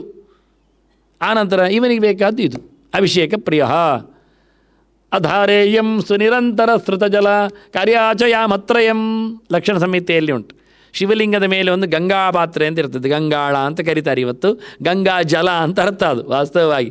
ಅದು ಪಾತ್ರೆ ಯಾಕೆ ಹೇಳಿದ್ರಲ್ಲಿ ಗಂಗೆ ಇರಬೇಕು ಅಂತ, ಅವನ ಮೇಲೆ ಹೊತ್ಕೊಂಡು ಬಿಡ್ತಾ ಇರಬೇಕು ಅಂತ. ಅದು ಎಷ್ಟರ ಹೊತ್ತಿಗೆ ಹೇಳಿದರೆ ಕಾರ್ಯಾಚಯಾಮತ್ರಯಂ. ರಾತ್ರಿ ಪೂಜೆ ಮುಗೀತದೆ. ರಾತ್ರಿ ಪೂಜೆ ಮುಗಿಯುವುದು ಅಂದರೆ ರಾತ್ರಿ ಬಂದಾಗ ಪೂಜೆ ಆಗ್ತದೆ. ಸೂರ್ಯ ಕಂತಿದ ಬಳಿಕ ರಾತ್ರಿ ಬರ್ತದೆ. ರಾತ್ರಿ ಬರುವಾಗ ನಕ್ಷತ್ರ ಕಾಣ್ತದೆ. ನಕ್ಷತ್ರ ಕಂಡಾಗ ರಾತ್ರಿ ಪೂಜೆ ಆಗ್ತದೆ. ಅಲ್ಲಿಗೆ 6 ಗಂಟೆ ಅಸ್ತ ಆದರೆ 9 ಗಂಟೆಗೆ ಪೂಜೆ ಮುಗೀತದೆ. ಪೂಜೆ ಮುಗಿದ ನಂತರ ಯಾಮತ್ರಯ ಧಾರೆ ಬರಬೇಕು, ಮತ್ತು ನೀರು ತುಂಬಿಸಿ ಬರುವುದವರು. ಮತ್ತು 3 ಯಾಮ ಅಂದರೆ 9 ಗಂಟೆ ಬೆಳಗ್ಗಿನವರೆಗೆ ನೀರು ಇಳಿತಾ ಇರ್ತದೆ. ಬೆಳಿಗ್ಗೆ ಇವರು ಪೂಜೆ ಹೋದಾಗ ಮತ್ತೆ ಪೂಜೆ ಶುರು ಮಾಡ್ತಾರೆ, ಪೂಜೆ ಎಲ್ಲ ನಡೆಸಿಕೊಡ್ತಾರೆ, ಎಲ್ಲ ಆಭರಣ ತೆಗಿತಾರೆ, ಮತ್ತೆ ಸ್ವಚ್ಛ ಮಾಡ್ತಾರೆ, ಮತ್ತು ನೈವೇದ್ಯ ಮಾಡ್ತಾರೆ, ಅಲಂಕಾರ ಮಾಡ್ತಾರೆ, ಪೂಜೆ ಮುಗಿಸ್ತಾರೆ. ಮತ್ತೆ ಪುನಃ ಯಥಾ ಪ್ರಕಾರ ಮಧ್ಯಾಹ್ನದ ಪೂಜೆ ಆಗುತ್ತದೆ. ಮಧ್ಯಾಹ್ನ ಪೂಜೆ ಆದ ನಂತರ ಮಧ್ಯಾಹ್ನ ಮುಗಿತು, ಮತ್ತೆ ಸಂಜೆಗೆ ಬರ್ತಾರೆ. ಸಂಜೆಗೆ ಬಂದ ಬಳಿಕ ಮತ್ತೆ ಪುನಃ ನೀರು ತುಂಬಿಸಿ ಹೋಗ್ತಾರೆ. ಬೆಳಗ್ಗಿನವರೆಗೆ ಬೀಳ್ತಾ ಇರ್ತದೆ. ಹೀಗೆ ನಿರಂತರವಾಗಿ ನೀರು ಬೀಳ್ತಾ ಇರುವುದೇ ಶಿವನ ಲಕ್ಷಣ. ಆದ್ದರಿಂದಲೇ ಶಿವನ ದೇವಸ್ಥಾನದಲ್ಲಿ ತೀರ್ಥ ಹೋಗ್ತಾ ಇರೋದ್ರಿಂದ ನೀವು ದಾಟಬೇಡಿ, ಹಿಂದಕ್ಕೆ ಹೋಗಿ ಹೇಳು. ಹಿಂದಕ್ಕೆ ಹೋದ್ರಿಂದ ಬೇಜಾರಿಲ್ಲಪ್ಪ, ಸಾಕಾಗ್ತದೆ ಅವನಿಗೆ, ಹೋಗಿ ಬನ್ನಿ ಅಂತೇಳಿ. ಶಿವಂತೂ ಅರ್ಧಂ ಪ್ರದಕ್ಷಿಣಂ, ಅಷ್ಟಕ್ಕೆ ಒಳ್ಳೆಯದು. ಇಲ್ಲಾದರೂ ಉತ್ತರ ಬಾಗಿಲಲ್ಲಿ ಹೊರಗೆ ಹೋಗ್ಲಿಕ್ಕೆ. ಹಿಂದೆಲ್ಲ ಹಾಗೆ ಚಂದ್ರೇಶ್ವರದಲ್ಲಿ ತೀರ್ಥ ಬೀಳ್ತಾ ಇತ್ತು. ತೀರ್ಥವಾರೆಯಾಗಿ ಬಾವಿಕಟ್ಟೆ ಪಕ್ಕಕ್ಕೆ ಬರ್ತಾ ಇತ್ತು. ಇವತ್ತಿರೋ ಬಾವಿಕಟ್ಟೆ ಪಕ್ಕಕ್ಕೆ, ಬಾವಿಕಟ್ಟೆ ಪಕ್ಕದಲ್ಲಿ ಒಂದು ತೆಂಗಿನ ಮರ ಇತ್ತು ಆವಾಗ, ನಾನು ಎಳೆ ಸಣ್ಣದಿರುವಾಗ. ಹಾಗಾಗಿ ಎದುರು ಬಾಗಿಲಿಂದ, ಪೂರ್ವದ ಬಾಗಿಲಿಂದ ಪ್ರವೇಶ, ಉತ್ತರದ ಬಾಗಿಲಿಂದ ನಿರ್ಗಮನ ಹೊರಗೆ ಬರಲಿಕ್ಕೆ. ಈಗ ನಾವು ಅಲ್ಲಿಂದ ನುಗ್ಗುವುದು. ಯಾರು ಕೂತಿದ್ರು ಅಲ್ಲೇ ಕೂತ್ಕೊಳ್ಳೋದು, ಕಂಬ ಬೇರೆ ಇಟ್ಟಿರ್ತಾರೆ. ಆದರೂ ನಾವು ಎಡವಿಕೊಂಡು ದೂಡಿಕೊಂಡು ಅಲ್ಲಿಂದಲೇ ಹೋಗೋದು, ಮತ್ತು ಅಲ್ಲಿಂದಲೇ ಬರೋದು. ಬರಬೇಕಾದ್ದು ಪೂರ್ವದ್ವಾರದಲ್ಲಿ, ಪರ್ಯಾಯದ ಎದುರದಲ್ಲಿ ಬಂದಾಗ ಒಂದು ಸರ್ತಿ ಸ್ವಾಮಿಗಳು ಎದುರಲ್ಲಿ ಹೋಗ್ತಾರೆ. ಮತ್ತೆ ಯಾವಾಗಲೂ ಹೋಗುವುದಿಲ್ಲ, ಬರುವುದಿಲ್ಲ. ಅವರಿಗೆ ಮತ್ತೆ ಜಾಗ ಕೊಟ್ಟವರದ್ದು ನೆನಪಾಗುವುದಿಲ್ಲ, ಕೆಲವೊಮ್ಮೆ ಇಟ್ಟುಕೊಳ್ಳೋದು ವಿಷಯ ಬೇರೆ. ಹಾಗಾಗಿ ಅವನು ಬೇಡ ಅಂತಾನೆ. ಅನಂತೇಶ್ವರಕ್ಕೂ ಬರುವುದಿಲ್ಲ ಅಂತ ಹೇಳಿ ಕೋರಟೆ ಬೇಡ ಅಂತಾನೆ. ಚಂದ್ರೇಶ್ವರಕ್ಕೆ ಮಾತ್ರ ಅಲ್ಲ, ಅನಂತೇಶ್ವರಕ್ಕೂ ಬರುವುದಿಲ್ಲ ಅಂತ ಹೇಳಿಬಿಡಿ ಅಂತ ಕೈ ತೋರಿಸ್ತಾನೆ. ವಾಸ್ತವವಾಗಿ ಅಂದರೆ ನಮ್ಮ ತಂದೆ ತಾಯಿಗಳನ್ನು ನೆಚ್ಚಿಕೊಳ್ಳೋ ನಾವು ಅಜ್ಜಯ್ಯ ಮೊಮ್ಮಗ ಎಲ್ಲ ಹೇಳಿಕೊಂಡಾಗಲ್ಲ, ಅದನ್ನು ನಾವು ಅವರಿಗೆ ಅದೇ ಪ್ರಕಾರದಲ್ಲಿ ನಾವು ವರ್ತಿಸಿದರೆ ಆಗುತ್ತೆ, ಅನುಕೂಲ ಆಗುತ್ತೆ. ಅದನ್ನು ಪೂರ್ವದ ಬಾಗಿಲಲ್ಲಿ ಪ್ರವೇಶ, ದೇವರನ್ನು ನೋಡಿಕೊಂಡು ನಂದಿಯನ್ನು ನೋಡಿ ಮುಂದೆ ಹೇಳ್ತೇನೆ ನೋಡಲಿಕ್ಕೆಲ್ಲ ಇರುವಂಥದ್ದು. ಹಾಗೆ ಉತ್ತರ ಬಾಗಿಲಲ್ಲಿ ಹೋಗಲಿಕ್ಕೆ, ತೀರ್ಥವನ್ನು ಕ್ರಾಸ್ ಮಾಡಲಿಕ್ಕಿಲ್ಲ ಹೇಳಲಿಕ್ಕೋಸ್ಕರ ಧಾರೇಯಂ. ಇದು ಲಕ್ಷಣ ಸಮಿತಾದ ವಾಕ್ಯ. ನೆಕ್ಸ್ಟ್ ಇದು ದ್ವಾದಶನಾಮ ಪೂಜೆ. ಇದೊಂದು ಉಪಚಾರಕ್ಕೋಸ್ಕರ ಹೇಳೋದು ನಾನು. ಬಂದಾಗಿದೆ, ಕೂತಾಗಿದೆ, ದೇವರಿಗೊಂದು ಏನು ಕೊಡಲಿಕ್ಕೆ ಹೇಳಿದರೆ ಅರ್ಘ್ಯ, ಪಾದ್ಯ, ಕೈ ತೊಳಿಲಿಕ್ಕೆ, ಕಾಲು ತೊಳಿಲಿಕ್ಕೆ ನೀರು, ಮತ್ತು ಆಚಮನ ಮಡಿ ಮಾಡಲಿಕ್ಕೆ, ಮತ್ತು ಏನಾದರೂ ಕುಡಿಲಿಕ್ಕೆ ಮಧುಬರ್ಕ, ಕುಡಿದದ್ದಕ್ಕೆ ಪುನಃ ಶುದ್ಧಿ ಮಾಡಲಿಕ್ಕೆ ಪುನರಾಚಮನ, ಮತ್ತು ವೈಭವದ ಸ್ನಾನ. ಏನು ಬೇಕಾದ್ರೆ ಮಾಡಿಸಿ ನೀವು, ಪಂಚಾಮೃತ ಮಾಡಿ, ಉಷ್ಣೋದಕ ಮಾಡಿ, ಶುದ್ಧೋದಕ ಮಾಡಿ, ಏನು ಬೇಕಾದ್ರೆ ಸ್ನಾನ ಆಗಲಿ. ಸ್ನಾನ ಆದ ನಂತರ ಬಟ್ಟೆ ಕೊಡಲಿಕ್ಕೆ, ವಸ್ತ್ರ, ಆನಂತರ ವಿಭೂಷಣ ಅಲಂಕಾರ ಮಾಡಲಿಕ್ಕೆ, ಉಪವೀತ, ಆನಂತರ ಆಸನ ಕೂತ್ಕೊಳಿಸೋದು. ಆಯಿತು, ಅಲ್ಲೇ ಮುಗೀತು. ಚಂದ ಮಾಡಿ ಬಂದವರನ್ನು ಕುಳ್ಳಿರಿಸುವ ವಿಧಾನ ಅಂದರೆ ಅರ್ಘ್ಯ, ಪಾದ್ಯ, ಆಚಮನ, ಮಧುವರ್ಕ, ಪುನರಾಚಮನ, ಸ್ನಾನ, ವಸ್ತ್ರ, ವಿಭೂಷಣ, ಉಪವೀತ, ಆಸನ. ಕೂತ ನಂತರ ಗಂಧ, ಪುಷ್ಪ, ಅವನಿಗೆ ಮೈಗೆ ತಿಕ್ಕಲಿಕ್ಕೆ ಗಂಧ, ಪರಿಮಳಕ್ಕೆ, ಅವನಿಗೆ ಅಲಂಕಾರಕ್ಕೆ ಪುಷ್ಪ, ತಲೆ ಮೇಲೆ ಇಡಲಿಕ್ಕೆ. ಅಲ್ಲಿ ಮುಗೀತು, ಉಪಚಾರಗಳು ಮುಗೀತು. ಮತ್ತೆ ಕೈ ಮುಗಿಯುವುದಷ್ಟೇ. ಯಾಕೆ ಬಂದದ್ದಾವತ್ತು ಅವನ ಅಲ್ಲಿಗೆ ಆಯಿತು ಅಷ್ಟೇ. ಮತ್ತು ಬೇಕಾದರೆ ಏನಾದರೂ ಇದ್ದರೆ ಊಟೋಪಚಾರ ಎಲ್ಲ ಇದ್ದರೆ ಮತ್ತು ಧೂಪ ದೀಪ ನೈವೇದ್ಯ ಎಲ್ಲ ಮತ್ತು ಪ್ರದಕ್ಷಿಣೆ ನಮಸ್ಕಾರ ಎಲ್ಲ ಉತ್ತರಗಳದು ವಾಸ್ತವವಾಗಿ ಬಂದವನಿಗೆ ಪಂಚೋಪಚಾರದಲ್ಲಿ ಇಲ್ಲಿ ಉಪಯೋಗಕ್ಕೆ ಬಂತು. ಹೀಗೆ 12 ನಾಮಗಳು 12 ಇದಕ್ಕೆ ಉಪಯೋಗ ಆಗ್ತದೆ. ಪ್ರಥಮಂತು ಮಹಾದೇವಂ, ದ್ವಿತೀಯಂತು ಮಹೇಶ್ವರಂ, ತೃತೀಯಂ ಶಂಕರ ಪ್ರೋಕ್ತಂ, ಚತುರ್ಥಂ ವೃಷಭಧ್ವಜಂ, ಪಂಚಮಂ ಕೃತ್ತಿವಾಸಂಚ. ಕೃತ್ತಿ ಅಂದರೆ ಆನೆ, ಆನೆಯ ಬಟ್ಟೆ ಅಂದರೆ ಚರ್ಮ ಹೊತ್ತವ ಅಂತ ಅರ್ಥ. ಷಷ್ಠಂ ಕಾಮಾಂಗನಾಶನಂ, ಕಾಮ ಅಂದರೆ ಮನಮಥ, ಅವನನ್ನು ಅಂಗ ಅಂದರೆ ಅವನ ದೇಹ ಸುಟ್ಟವ, ಅವನನ್ನು ಸುಟ್ಟಲಿಕ್ಕೆ ಬರೋದಿಲ್ಲ, ಅವನ ದೇಹವನ್ನು ಸುಟ್ಟಿದ್ದಾನೆ ಅಂತ ಸ್ಪಷ್ಟ ಅರ್ಥ ಇದೆ ಇಲ್ಲಿ. ಸಪ್ತಮಂ ದೇವದೇವೇಶಂ ಶ್ರೀಕಂಠಂಚ ಅಷ್ಟಮಂ ತಥಾ, ನವಮಂತು ಹರಂ ದೇವಂ, ದಶಮಂ ಪಾರ್ವತೀಪತಿಂ, ರುದ್ರಂ ಏಕಾದಶಂ ಪ್ರೋಕ್ತಂ, ದ್ವಾದಶಂ ಶಿವಮುಚ್ಯತೆ. 12 ನಾಮಗಳಿಂದ ಮಹಾದೇವಾಯ ನಮಃ, ಮಹೇಶ್ವರಾಯ ನಮಃ ಅಂತೇಳಿ ಒಂದೊಂದೇ ಉಪಚಾರ ಸಮರ್ಪಣೆ ಮಾಡಲಿಕ್ಕೂ ಆಗುತ್ತೆ, ನಮಸ್ಕಾರ ಮಾಡಲಿಕ್ಕೂ ಆಗುತ್ತೆ. ಏನು ಮಾಡದಿದ್ದರೂ ನಮಸ್ಕಾರ ಮಾಡಲಿಕ್ಕೂ ಬರ್ತದೆ. ಎಲ್ಲಿ ಬೇಕಾದರೂ ಶಿವದೇವಾಲಯಕ್ಕೆ ಹೋಗಿಕೊಂಡು ಮಹಾದೇವಾಯ ನಮಃ, ಮಹೇಶ್ವರಾಯ ನಮಃ ಅಂತೇಳಿ 12 ನಮಸ್ಕಾರ, 12 ಪ್ರದಕ್ಷಿಣೆಯೋ ಅಥವಾ ಕೈ ಮುಗಿದು ನಿಂತಲ್ಲೇ ನಮಸ್ಕಾರ ಕೈ ಮುಗಿದು ಹೇಳೋದೆಲ್ಲ ಮಾಡಲಿಕ್ಕೆ 12 ನಾಮವನ್ನು ಯಾವತ್ತೂ ಉಪಯೋಗಿಸ್ಕೊಳ್ಳಿಕ್ಕೆ ಬರ್ತದೆ. ಎಷ್ಟೋ ಜನರದ್ದೆಲ್ಲ 12 ನಾಮ ಉಂಟು, ಹನುಮದ್ 12 ಉಂಟು, ಭೀಮದ್ 12 ನಾಮ ಉಂಟು. ಹಾಗೆ ಹೇಳಿಕೊಂಡಾಗ ಇವನದ್ದು ನಾನು ಗ್ರಹ ಸಮೀಕ್ಷೆಯಲ್ಲಿ ಎಲ್ಲ ಗ್ರಹಗಳದ್ದು 12 ನಾಮ ಕೊಟ್ಟಿದ್ದೇನೆ. ಹಾಗೆ ಇಲ್ಲಿ ಶಿವನದ್ದು ಒಂದು 12 ನಾಮ ಕಲೆಕ್ಟ್ ಮಾಡಿ ಕೊಟ್ಟಿದ್ದೇನೆ. ನೆಕ್ಸ್ಟ್ ಅಂಗಪೂಜೆ, ಅವನ ಯಾವ್ಯಾವ ಅಂಗಗಳಿಗೆ ಯಾವ್ಯಾವ ನಾಮಗಳಿಂದ ಪೂಜೆ ಮಾಡಲಿಕ್ಕಿದೆ. ಇದೆಲ್ಲ ಹೇಳಬೇಕಾದ್ದಲ್ಲ, ಸುಲಭವಾಗಿದೆ. ಆದರೆ ಇದನ್ನು ಕೊಡಬೇಕಾದ್ದು ನಾನು ಜನರಿಗೆ. ಇದನ್ನು ನಾಳೆ ಉಪಯೋಗಿಸಿಕೊಳ್ಳಿಕ್ಕೆ ಎಲ್ಲರಿಗೆ ಬರ್ತದೆ. ಈಶಾನಾಯ ನಮಃ ಪಾದವು ಪೂಜೆಯಾಮಿ, ಚಂದ್ರಶೇಖರಾಯ ನಮಃ ಜಂಘೆ ಪೂಜೆಯಾಮಿ. ಜಂಘ ಅಂದರೆ ಮೊಣಕಾಲ್ ಮೇಲೆ, ಅದರ ಮೇಲೆ. ಪಶುಪತಯೇನ ದೇವಾಯ ನಮಃ ಜಾನುನಿ ಕಾಲ್ಗಂಟು. ಶಂಕರಾಯ ನಮಃ ಊರು ತೊಡೆ. ಉಮಾಕಾಂತಾಯ ನಮಃ ಗುಹ್ಯಂ ನಡು. ನೀಲಲೋಹಿತಾಯ ನಮಃ ನಾಭಿಂ. ಕೃತ್ತಿವಾಸುಸೇ ನಮಃ ಉದರಂ. ನಾಗೋಪವೀತಿನೇ ನಮಃ ವಕ್ಷಃ, ವಕ್ಷ ಅಂದರೆ ಹೃದಯ. ಭೋಗಿ ಭೋಗಾಯ ನಮಃ ಬಾಹು. ನೀಲಕಂಠಾಯ ನಮಃ ಕಂಠಂ. ಪಂಚವಕ್ತ್ರಾಯ ನಮಃ ಮುಖಾನಿ. ಈಶಾನಾಯ ನಮಃ ಪಾದೌ. ಈಶಾನಾಯ ನಮಃ ಏನೋ ಚೇಂಜ್ ಆಗಿರುವೆ, ಮುಖದ ನಂತರದಲ್ಲಿ ಲಲಾಟಂ ಪೂಜೆಯಾಮೆ ಆಗಬೇಕು, ಮಿಸ್ಟೇಕ್ ಆಯಿತು. ಕಬರ್ದಿನೇ ನಮಃ ಮೌಳೀನ್, ತಲೆ ಮೇಲೆ. ಆದ್ದರಿಂದ ಅದು ಡಬಲ್ ಎಂಟ್ರಿ ಆಗಿದೆ. ಎಲ್ಲೋ ಕಾಪಿ ಮಾಡಿದ್ದು. ಇನ್ನು ನಾನು ಒಮ್ಮೆ ಹೇಳೋದುಂಟು ಕೆಲವು ಹತ್ರ, ಒಮ್ಮೆ ಪೂರ ಕಾಪಿ ಮಾಡಿಬಿಡು ಮತ್ತು ನಾನು ಚೇಂಜ್ ಮಾಡ್ತೇನೆ. ಅದರಲ್ಲಿ ಚೇಂಜ್ ಮಾಡಿದ್ದು ಚೇಂಜ್ ಆಗಲಿಲ್ಲ, ಅಲ್ಲಿ ಒಂದು ಚೇಂಜ್ ಆಗಲಿಕ್ಕೆ ಉಂಟು. ಏನೋ ಒಂದು ಇರ್ತದೆ, ಕೆಲವೊಮ್ಮೆ ತಪ್ಪಿರೋದು. ಆದರೆ ಹೇಳಿದ್ರೆ ಖುಷಿ ಇರ್ತದೆ, ನಾಳೆ ಸರಿ ಮಾಡ್ತಾರೆ. ಅದು ಲಲಾಟಂಬೂಚಿಯಾಮಿ ಅಂತ ಮೋರೆಯಲ್ಲಿ ಮೇರೆಗಿರತಕ್ಕಂಥ ತಲೆ, ಕೊನೆಗೆ ಮೌಳೀನ್ ಎಲ್ಲ ತಲೆಗಳನ್ನು ತುಂಬ ತಲೆಗಳಿರಲಿಕ್ಕೆ ಹೋಗಿ ಎಲ್ಲ ತಲೆಗಳ ಬಗ್ಗೆ ಕೇಶ ಅನ್ನು ಮೌಳೀನ್ 2 ಪಾಠ ಇದೆ ಅಲ್ಲಿ. ನೆಕ್ಸ್ಟ್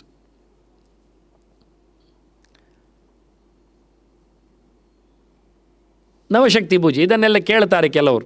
ಎಲ್ಲ ಐಟಮ್ಗಳು ಕೊಟ್ಟಿದ್ದೇನೆ ಇಲ್ಲಿ. ನವಶಕ್ತಿಗಳುಂಟು. ವಾಮ, ಜ್ಯೇಷ್ಠ ಚ, ರೌದ್ರಿ ಚ, ಕಾಳಿ ಚ, ತದನಂತರ ಕಲಪೂರ್ವ ವಿಕಲಿನಿ, ಬಲಪೂರ್ವ ತಥೈವ ಚ, ಬಲಪ್ರಮತಿನಿ ಚೈವ ಸರ್ವಭೂತದಮನ್ಯಪಿ, ಮನೋನ್ಮನ್ಯಂತಿಕಾ ಶ್ವೇತ ನವರುದ್ರಸ್ಯ ಶಕ್ತಯ. ಇದು ಲಕ್ಷಣ ಸಮಿತಿಯಲ್ಲಿ ಕೊಟ್ಟ ನವಶಕ್ತಿ. ಮೊದಲನೇದೆಲ್ಲ ಸುಲಭ ಉಂಟು, ನಿಮಗೆ ಅರ್ಥ ಮಾಡೋದು ಕಷ್ಟ ಇಲ್ಲ. ವಾಮ, ಜ್ಯೇಷ್ಠ, ರೌದ್ರಿ, ಕಾಳಿ ಮತ್ತು ಕಲಪೂರ್ವ ವಿಕಲಿನಿ. ಕಲ ಶಬ್ದ ಇದ್ದದ್ದು ವಿಕಲಿನಿ, ಕಲವಿಕಲಿನಿ ಅಂತ ಶಬ್ದಾರ್ಥ. ಎರಡನೇದ್ದು ಬಲಪೂರ್ವ, ಬಲವಿಕಲಿನಿ. ಅಲ್ಲಿ ಕಲವಿಕಲಿನಿ, ಬಲವಿಕಲಿನಿ. ಮತ್ತೊಂದು ಬಲಪ್ರಮತಿನಿ, ಸರ್ವಭೂತದ ಮನಿ, ಮನೋನ್ಮನಿ ಅಲ್ಲಿ ಆಯಿತು.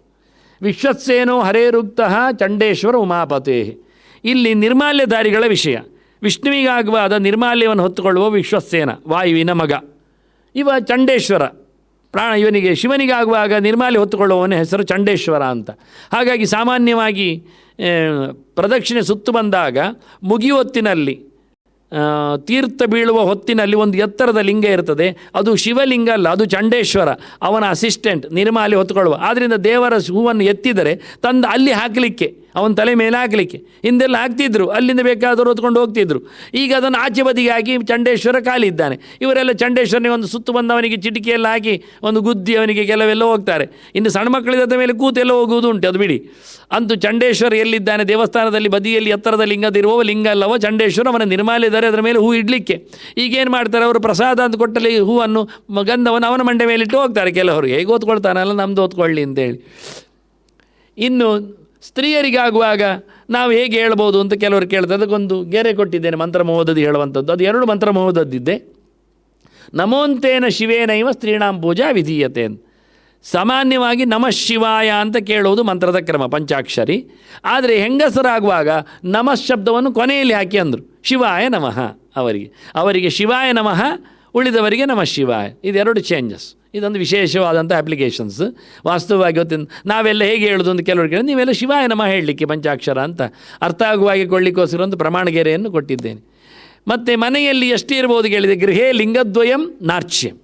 ಮನೆಯಲ್ಲಿ 2 ಲಿಂಗ ಇರಬಾರ್ದು ಪೂಜೆಯಲ್ಲಿ. ಕೆಲವರ ಮನೆಯಲ್ಲಿ 2 ಅಗ್ಗಿಷ್ಟಿಕೆ ಇರ್ತದಲ್ಲ, ಅಂದರೆ ಅಡುಗೆ ಕೋಣೆ 2 ಇರ್ತದೆ, 2 ಸ್ಟವ್ ಇರ್ತದೆ, ಅದೆಲ್ಲ ಇಬ್ಬರು ಮಾಡುವ ಹಾಗೆ 2 ಅಡುಗೆ ಎಲ್ಲ ಆಗಲಿಕ್ಕಿಲ್ಲ ಮನೆಯಲ್ಲಿ ಹೇಳ್ತಾರೆ.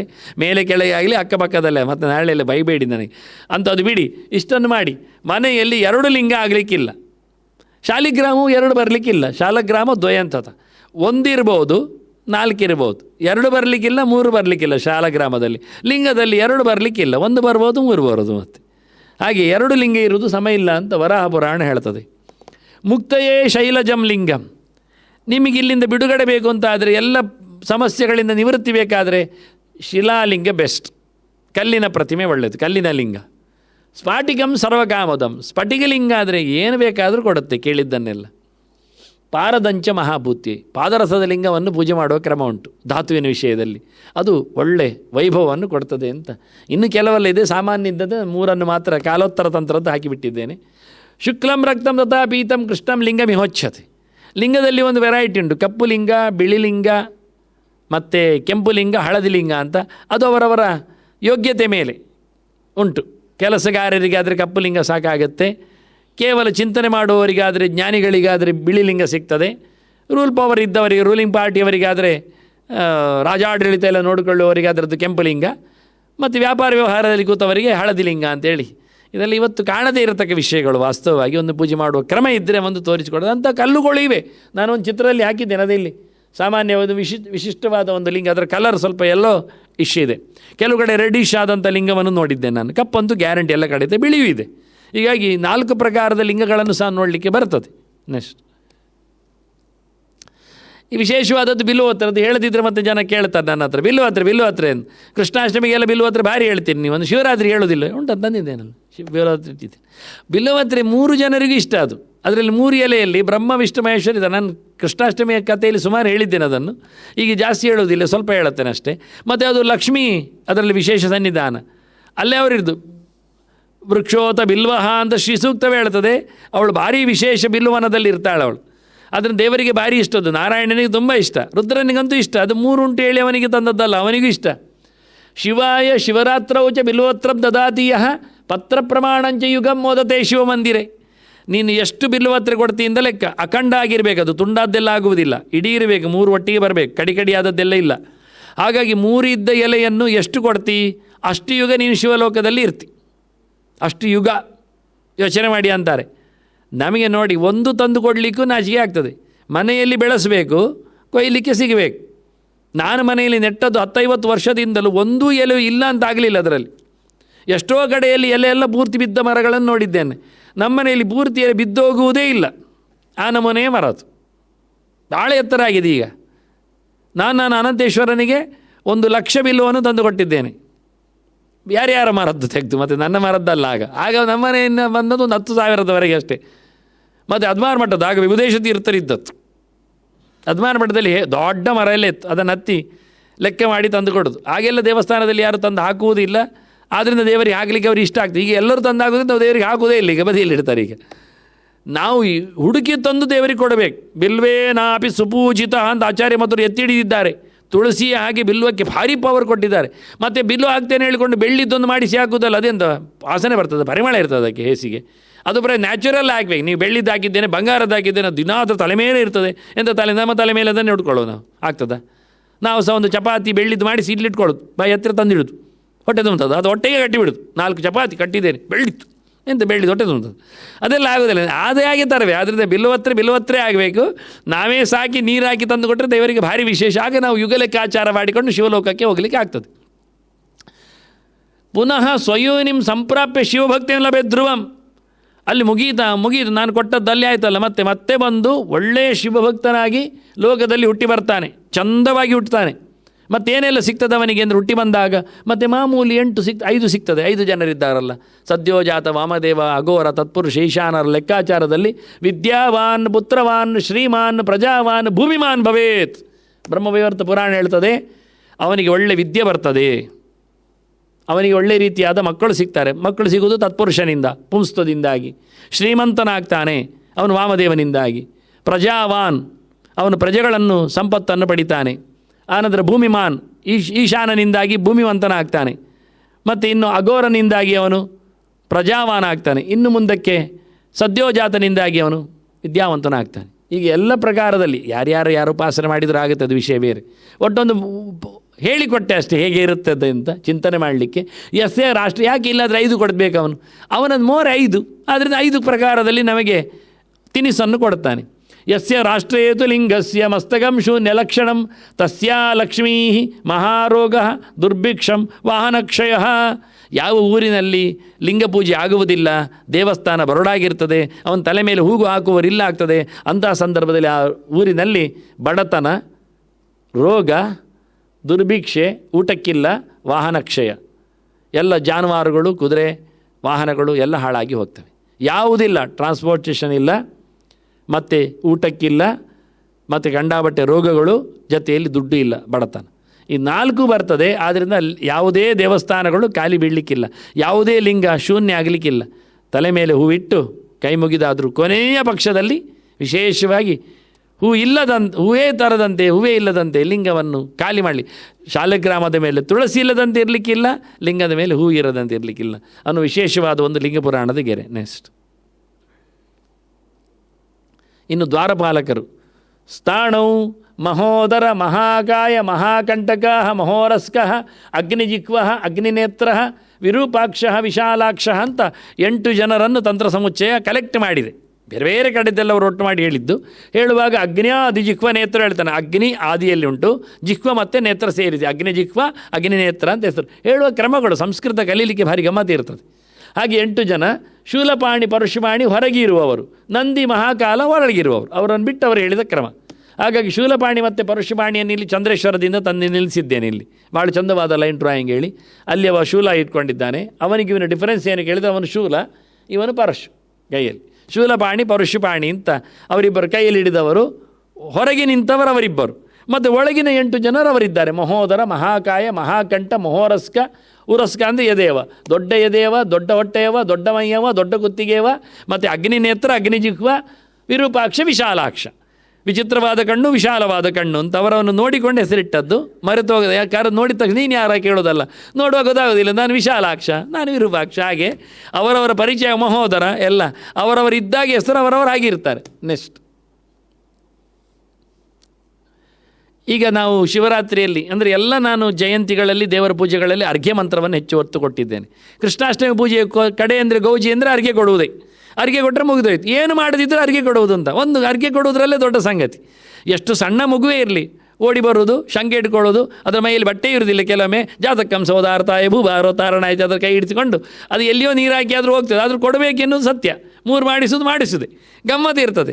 ಮತ್ತು ಕೆಲವರು ಹೇಳೋದು ಮುಟ್ಟಾದವ್ರ ಪಕ್ಕದ ಲೆಕ್ಕದಲ್ಲಿ ಇನ್ನೊಬ್ರು ಕೊಡೋದು ಇರಲಿ ಅಂತೇಳಿ.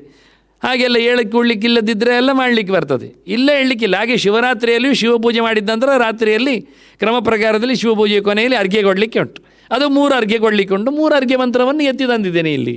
ನಮಃ ಶಿವಾಯ ಶಾಂತಾಯ ಸರ್ವಪಾಪಹರಾಯ ಚ ಶಿವರಾತ್ರೌ ಮಯಾ ದತ್ತಂ ಗ್ರಹಣಾರ್ಘ್ಯಂ ಇದಂ ಪ್ರಭೋ ಮಯಾ ಕೃತಾನಿ ಅನೇಕಾನಿ ಪಾತಕಾನಿ ಚ ಶಂಕರ ಗ್ರಹಣಾರ್ಘ್ಯಂ ಉಮಾಕಾಂತ ಶಿವರಾತ್ರೋ ಪ್ರಸೀದಮೇ ದುಃಖ ದಾರಿದ್ರ್ಯ ಭಾರೈಶ್ಚ ದಗ್ಧೋಹಂ ಪಾರ್ವತೀಪತೆ ಮಾಂ ತ್ವಂ ತ್ರಾಹಿ ಮಹಾದೇವ ಗ್ರಹಣಾರ್ಘ್ಯಂ ನಮೋಸ್ತುತೇ.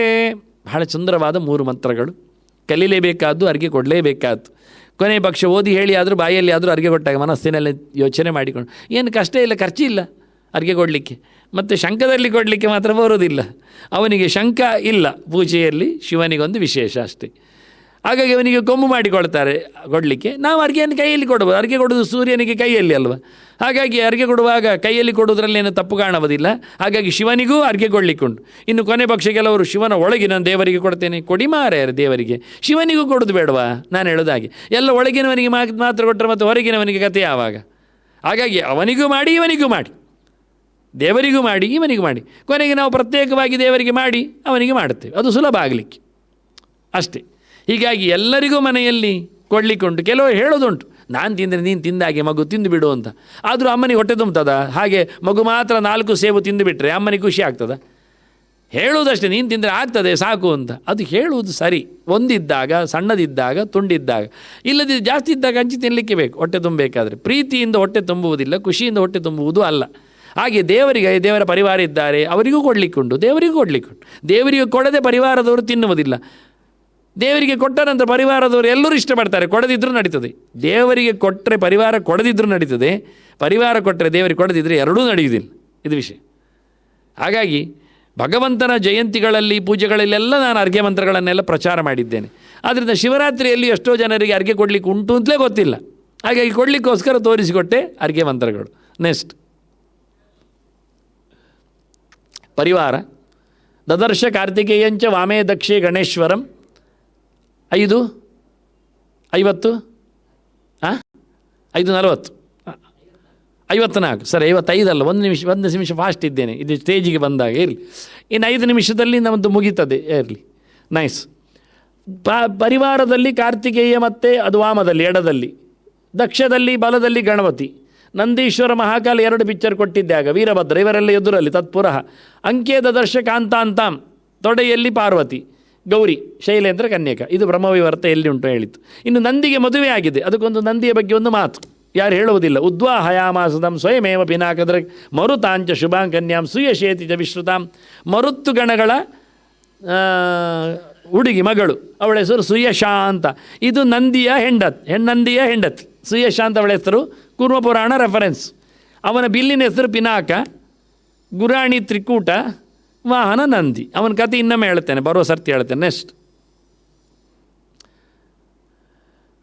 ಇದು ನೈವೇದ್ಯ ವಿಷಯದಲ್ಲಿ ಬಂದಾಗ, ಶಿವನ ನೈವೇದ್ಯ ತಿನ್ನಬೇಕೋ ಬೇಡವೋ ಅಂತ ಅವರ ಹತ್ರವೇ ಮಾತಾಡುವ. ಅವರಿಬ್ಬರು ಡಿಸ್ಕಸ್ ಮಾಡ್ತಾ ಇದ್ದಾರೆ, ಶಿವ ಮತ್ತು ಪಾರ್ವತಿ. ಪಾರ್ವತಿ ಹೇಳ್ತಾಳೆ, ನೀನು ಒಂದು ದಿವಸ ನನಗೆ ದೇವರದ್ದು ಪ್ರಸಾದ ತಂದಾಗ ತಿಂದುಬಿಟ್ಟೆ, ನೀನು ನಂಗೆ ಕೊಟ್ಟಿಯಾ? ಇಲ್ಲ. ಯಾಕೆ ಕೊಡಲಿಲ್ಲ? ಗಲಾಟೆ. ಇದು ಮನೆ ಗಲಾಟೆ. ಆದ್ದರಿಂದ ಏನು ಮಾಡಿದ? ದುಷ್ಟಂ ಚಕ್ರೇ ತದುಚ್ಚಿಷ್ಟಂ ಅಭಕ್ಷ್ಯಂ ವಿದುಷಾಮಪಿ ಯಥೋ ನದತ್ತನ್ನೈವೇದ್ಯಂ ವಿಷ್ಣೋರ್ ಮಹ್ಯಂ ತ್ವಯಾಧುನ. ವಿಷ್ಣುವಿನ ಊಟ ನನಗೆ ಕೊಡಲಿಲ್ಲ, ಆದ್ದರಿಂದ ನಾನು ಇವತ್ತು ಶಾಪ ಆಗ್ತಾ ಇದ್ದೇನೆ, ನೀನು ಊಟ ಮಾಡಿದ್ದನ್ನು ಯಾರು ಮಾಡೋದಿಲ್ಲ ಅಂತ ಹೇಳಿ. ಅಥೋ ಮತ್ತೋ ಗ್ರಹಣ ಇತತ್ ಫಲಮೇವ ಮಹೇಶ್ವರ ಅದ್ಯ ಪ್ರಭೃತಿಯೇ ಲೋಕ ನೈವೇದ್ಯ ಮುಂಜದೆ ತವ ತೇ ಜನಮೈಕಂ ಸಾರಮೇಯ ಭವಿಷ್ಯಂತೇವ ಭಾರತಿ.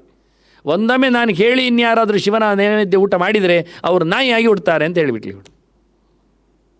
ಹಾಗೆಲ್ಲ ಹೇಳ್ಬಾರ್ದು. ಹಾಗೆ ನಾನು ಕೊಡಲಿಲ್ಲ, ನೀನು ಮಾತ್ರ ತಿಂದುಬಿಟ್ಟಿಯಲ್ಲ ವಿಷ್ಣುವಿನದ್ದು, ಒಬ್ಬರೇ ತಿಂದದ್ದಕ್ಕೆ ವಿಷ್ಣುವಿನ ಪ್ರಸಾದ ನನಗೂ ಕೊಡಬೇಕಿತ್ತು, ನಾನು ಅರ್ಧಾಂಗಿ ಅಲ್ಲೋ, ಕೊಡಲಿಲ್ಲಲ್ಲ ಅಂತೇಳಿ ಅವಳು ಗಲಾಟೆ ಮಾಡಿದ್ಲು. ಇತ್ಯುಕ್ತ ಪಾರ್ವತಿ ಮಾತಾ ರುರೋಧ ಪುರತೋ ವಿಭೋ, ಅಳ್ಳಿಗೆ ಶುರು ಮಾಡಿದ್ದಾಳೆ ಅವಳು, ದೊಡ್ಡ ಲಾಸ್ ಅಂತ ಹೇಳಿಕೊಂಡು. ದೃಷ್ಟಿಪ್ರಪಾತ ತತ್ಕಂಟೆ ನೀಲಕಂಠ ಬಹುವ, ತಿಂದಾಗಿದ ಅಂತೇಳಿ ಅವನು ಕುತ್ತಿಗೆಯನ್ನು ನೋಡ್ತಾ ಇದ್ದಾಳಂತೆ. ಕುತ್ತಿಗೆ ನೋಡಿ ಅವನದ್ದು ಕಪ್ಪಾಗಿ ಹೋಯಿತು. ಅವಳು ಕಾಳಿಯೇನು ಮೊದಲಿದ್ದಾಳೆ, ತಪಸ್ಸು ಮಾಡಿ ಬಿಳಿಯಾದದ್ದು, ಗೌರಿ ಆದದ್ದು. ಈಗ ದುರುಗುಟ್ಟಿ ನೋಡಿ ಶಿವನ ಕುತ್ತಿಗೆ ಕಪ್ಪಾಯ್ತಂತೆ, ತಿಂದದ್ದಲ್ಲಿ ಉಂಟು ಅಂತ. ಮುಂದೆ ಏನಾಯಿತು? ಬ್ರಹ್ಮವೈವರ್ತ ಹೇಳ್ತದೆ. ಲಿಂಗೋಪರಿಚಯದ್ದತ್ತಂತ ದೇವ ಅಗ್ರಾಹ್ಯಮೀಶ್ವರ ಸುಪವಿತ್ರಂ ಭವೇತ್ತಸ್ಯ ವಿಷ್ಣು ನೈವೇದ್ಯ ಮಿಶ್ರಿತಂ. ನಿನ್ನದೇ ಮಾತ್ರ ಊಟ ಆದರೆ ಅದು ರಾಂಗ್, ದೇವರದ್ದು ಸೇರಿದರೆ ಅದು ಓಕೆ. ಅವಳು ಹೇಳ್ತಾರೆ ಕೂಡಲೇ, ನನಗೆ ದೇವರದ್ದು ಬೇಕು, ನಿನ್ನದು ಮಾತ್ರ ಯಾರು ತಿನ್ನಬಾರ್ದು, ನಾನು ಹಠ ಮಾಡಿದಷ್ಟೇ ಹೊರತು ಯಾರಾದರೂ ದೇವರಿಗೆ ಕೊಟ್ಟದ್ದು ನಿನಗೆ ಕೊಟ್ಟರೆ ಓವಾ ಖಂಡಿತವಾಗಿ ತಿನ್ನಲಿಕ್ಕೆ ಬರ್ತದೆ. ದೇವರಿಗೆ ಕೊಟ್ಟದ್ದನ್ನು ತಿನ್ನಬೇಕು. ಅದಕ್ಕೋಸ್ಕರವೇ ಗಂಗಾ ಪಾತ್ರೆ, ಗಂಗಾ ಜಲ ಆಗುವುದು ಅದರೊಳಗೆ ಶಾಲಿಗ್ರಾಮ ಇದ್ದಾಗ ಮಾತ್ರ. ಆ ಶಾಲಿಗ್ರಾಮ ಇದ್ದಾಗ ತೀರ್ಥೇನ ಮೂರ್ತಿಯದ್ದು ತೀರ್ಥೇನ, ಇಲ್ಲಾದರೆ ಜಲ ಆಗ್ತದೆ. ನೀರು ಹೊತ್ತದ್ದು ತಾನು ಅಂತ ಹೇಳುವುದಿಲ್ಲ ದೇವರು.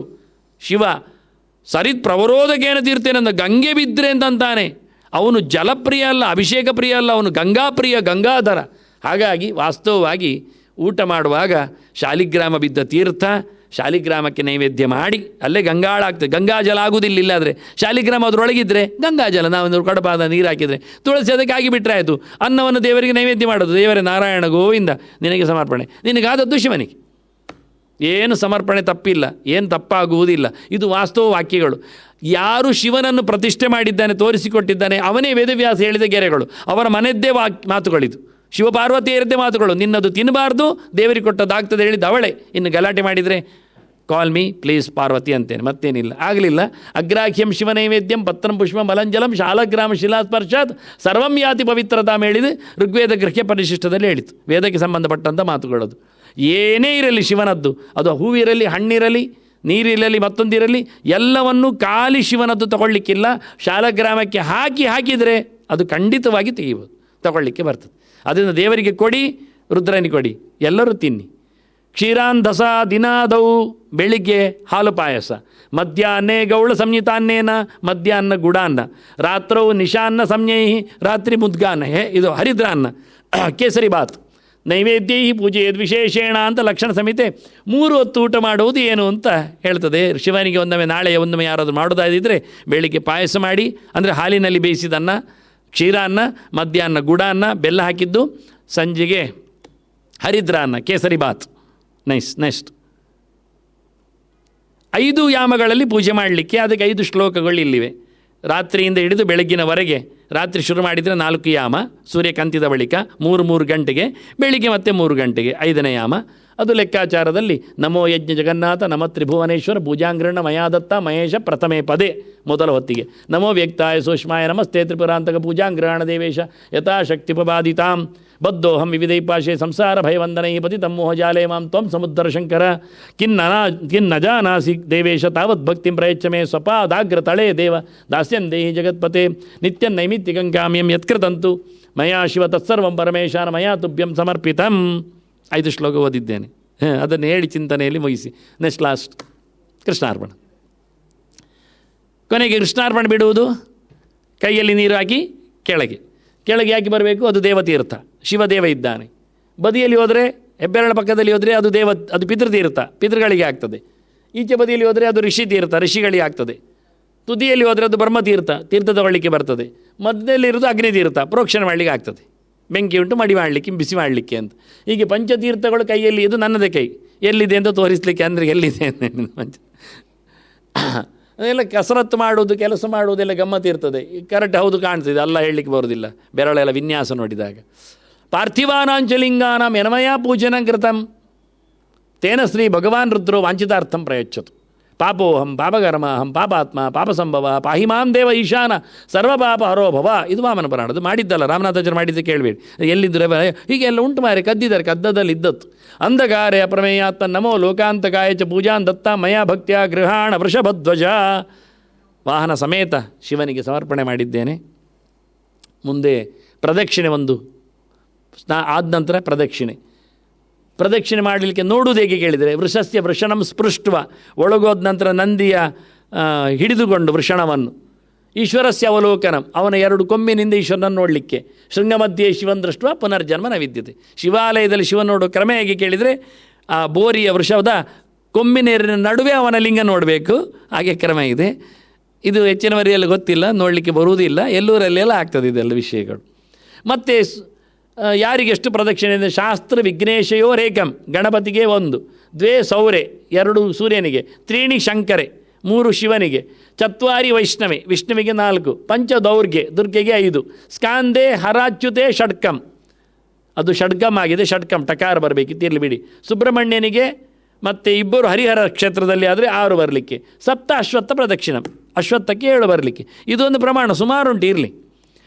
ಬರುವುದು ಹೇಗೆ ಕೇಳಿದರೆ, ವೃಷಂ ಮೊದಲು ವೃಷದ ಹತ್ತಿರ ಹೋಗಲಿಕ್ಕೆ, ವೃಷಭದ ಹತ್ತಿರ ನಂದಿ ಹತ್ತಿರ, ಮತ್ತು ಚಂಡಂ ಚಂಡೇಶ್ವರನಲ್ಲಿ ಬರಲಿಕ್ಕೆ, ಮತ್ತು ಪುನಃ ವೃಷದ ಹತ್ತಿರ ಬರಲಿಕ್ಕೆ, ಮತ್ತು ಸೋಮಸೂತ್ರಂ, ಹೀಗೆ ಒಂದು ಸೋಮಸೂತ್ರ ಮತ್ತು ಚಂಡೇಶ್ವರ ನೋಡಿ, ಚಂಡೇಶ್ವರ ಅಲ್ಲಿದ್ದಾನೆ, ಸೋಮಸೂತ್ರ ಈಚೆ ಇದೆ, ವೃಷ ಇಲ್ಲಿದೆ, ಮಧ್ಯದಲ್ಲಿ ನಂದಿಯಿಂದ ಹೊರಟವ ಚಂಡೇಶ್ವರಕ್ಕೆ ಬಂದು ವಾಪಸ್ ಬಂದು ಸೋಮಸೂತ್ರದವರೆಗೆ ಬರಬೇಕು, ಸೋಮಸೂತ್ರದಿಂದ ಪುನಃ ಚಂಡನವರೆಗೆ ಹೋಗಬೇಕು, ಅಲ್ಲಿಂದ ಪುನಃ ಸೋಮಸೂತ್ರಕ್ಕೆ ಬರಬೇಕು, ಮತ್ತು ಪುನಃ ಚಂಡನವರೆಗೆ ಹೋಗಬೇಕು, ಮತ್ತು ವೃಷದವರೆಗೆ ಬರಬೇಕು. ಇಲ್ಲಿಗೆ ಒಂದು ಸುತ್ತು ಬಂದು ಅಂತ ಅರ್ಥ. ಅದಕ್ಕೆ ನಾನು ಡಯಾಗ್ರಾಮ್ ಹಾಕಿ ತೋರಿಸಿದ್ದೇನೆ ಹೇಗೆ ಬರಲಿಕ್ಕೆ ಉಂಟು ಅಂತ.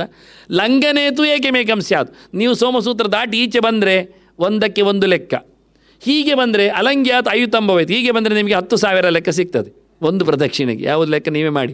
ಇದನ್ನು ಚಾರಿಟಿ ಇಟ್ಕೊಂಡು ಟೊಯಂ ಮಾಡ್ತಾ ಬಂದರು ತೊಂದರೆ ಇಲ್ಲ, ಒಂದು ಏನಾದರೂ ಒಂದು ಮಾಡಿ. ವೃಷಂ ಚಂಡಂ ವೃಷಂಚೈವ ಸೋಮಸೂತ್ರಂ ಪುನರ್ವೃಷಂ ಚಂಡಂಚ ಸೋಮಸೂತ್ರಂಚ ಪುನಶ್ಚಂಡಂ ಪುನರ್ವೃಷಂ. ಇದು ಸುತ್ತು ಬರುವ ಕ್ರಮಗಳು, ಬರುವ ರೀತಿಗಳು. ಅದು ಧ್ವಜದಿಂದ ಹಿಡಿದು ಶುರು ಮಾಡಿದರೆ ಸುತ್ತ ಪ್ರಕಾರಕ್ಕೆಲ್ಲ ಬಂದರೆ ನೋಡಿ, ಡಯಾಗ್ರಾಮ್ ಪ್ರಕಾರ ಉಂಟು, ಹಾಗೆ ಹೀಗೆ ಹಾಗೆ ಹೊರಗಿನಿಂದಲೂ ಚಂಡನನ್ನು ಕ್ರಾಸ್ ಮಾಡಲಿಕ್ಕಿಲ್ಲ, ತೀರ್ಥವನ್ನು ಕ್ರಾಸ್ ಮಾಡಲಿಕ್ಕಿಲ್ಲ. ಹಾಗಾಗಿ ಭಾಳ ಚಂದವಾಗಿ ಬರಬೇಕಾದ್ರೆ ಅದ್ಭುತವಾಗಿ ಲಿಂಗ ಎಲ್ಲಿರ್ತದೆ, ಸೋಮಸೂತ್ರೆಯಲ್ಲಿ, ಚಂಡೇಶ್ವರಿಯಲ್ಲಿ, ನಂದಿಯಲ್ಲಿ, ಧ್ವಜಸ್ತಂಭೆಯಲ್ಲಿ ಅಂತ ಡಯಾಗ್ರಾಮಲ್ಲಿ ತೋರಿಸಿದ್ದೇನೆ. Next over.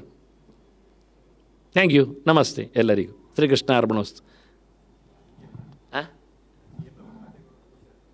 ಅರ್ಘ್ಯೆಯನ್ನು ರಾತ್ರಿ ಕೊಡಲಿಕ್ಕೆ, ರಾತ್ರಿ ಪೂಜೆ ಮಾಡುವುದಿಲ್ಲ ಮಧ್ಯಾಹ್ನ ಕೊಡಲಿಕ್ಕೆ, ಮಧ್ಯಾಹ್ನ ಕೊಡದಿದ್ದರೆ ಬೆಳಿಗ್ಗೆ ಕೊಡಲಿಕ್ಕೆ. ಅಂದರೆ ಪೂಜೆಯ ಮಾಡುವ ಕ್ರಮ ಇದೆ. ಪೂಜೆಯ ಬಗ್ಗೆ ಮಾತಾಡಲಿಲ್ಲ ನಾನು. ಪೂಜೆಯನ್ನು ಯಾವತ್ತೂ ಮಾಡದೇ ಇರಬೇಡಿ.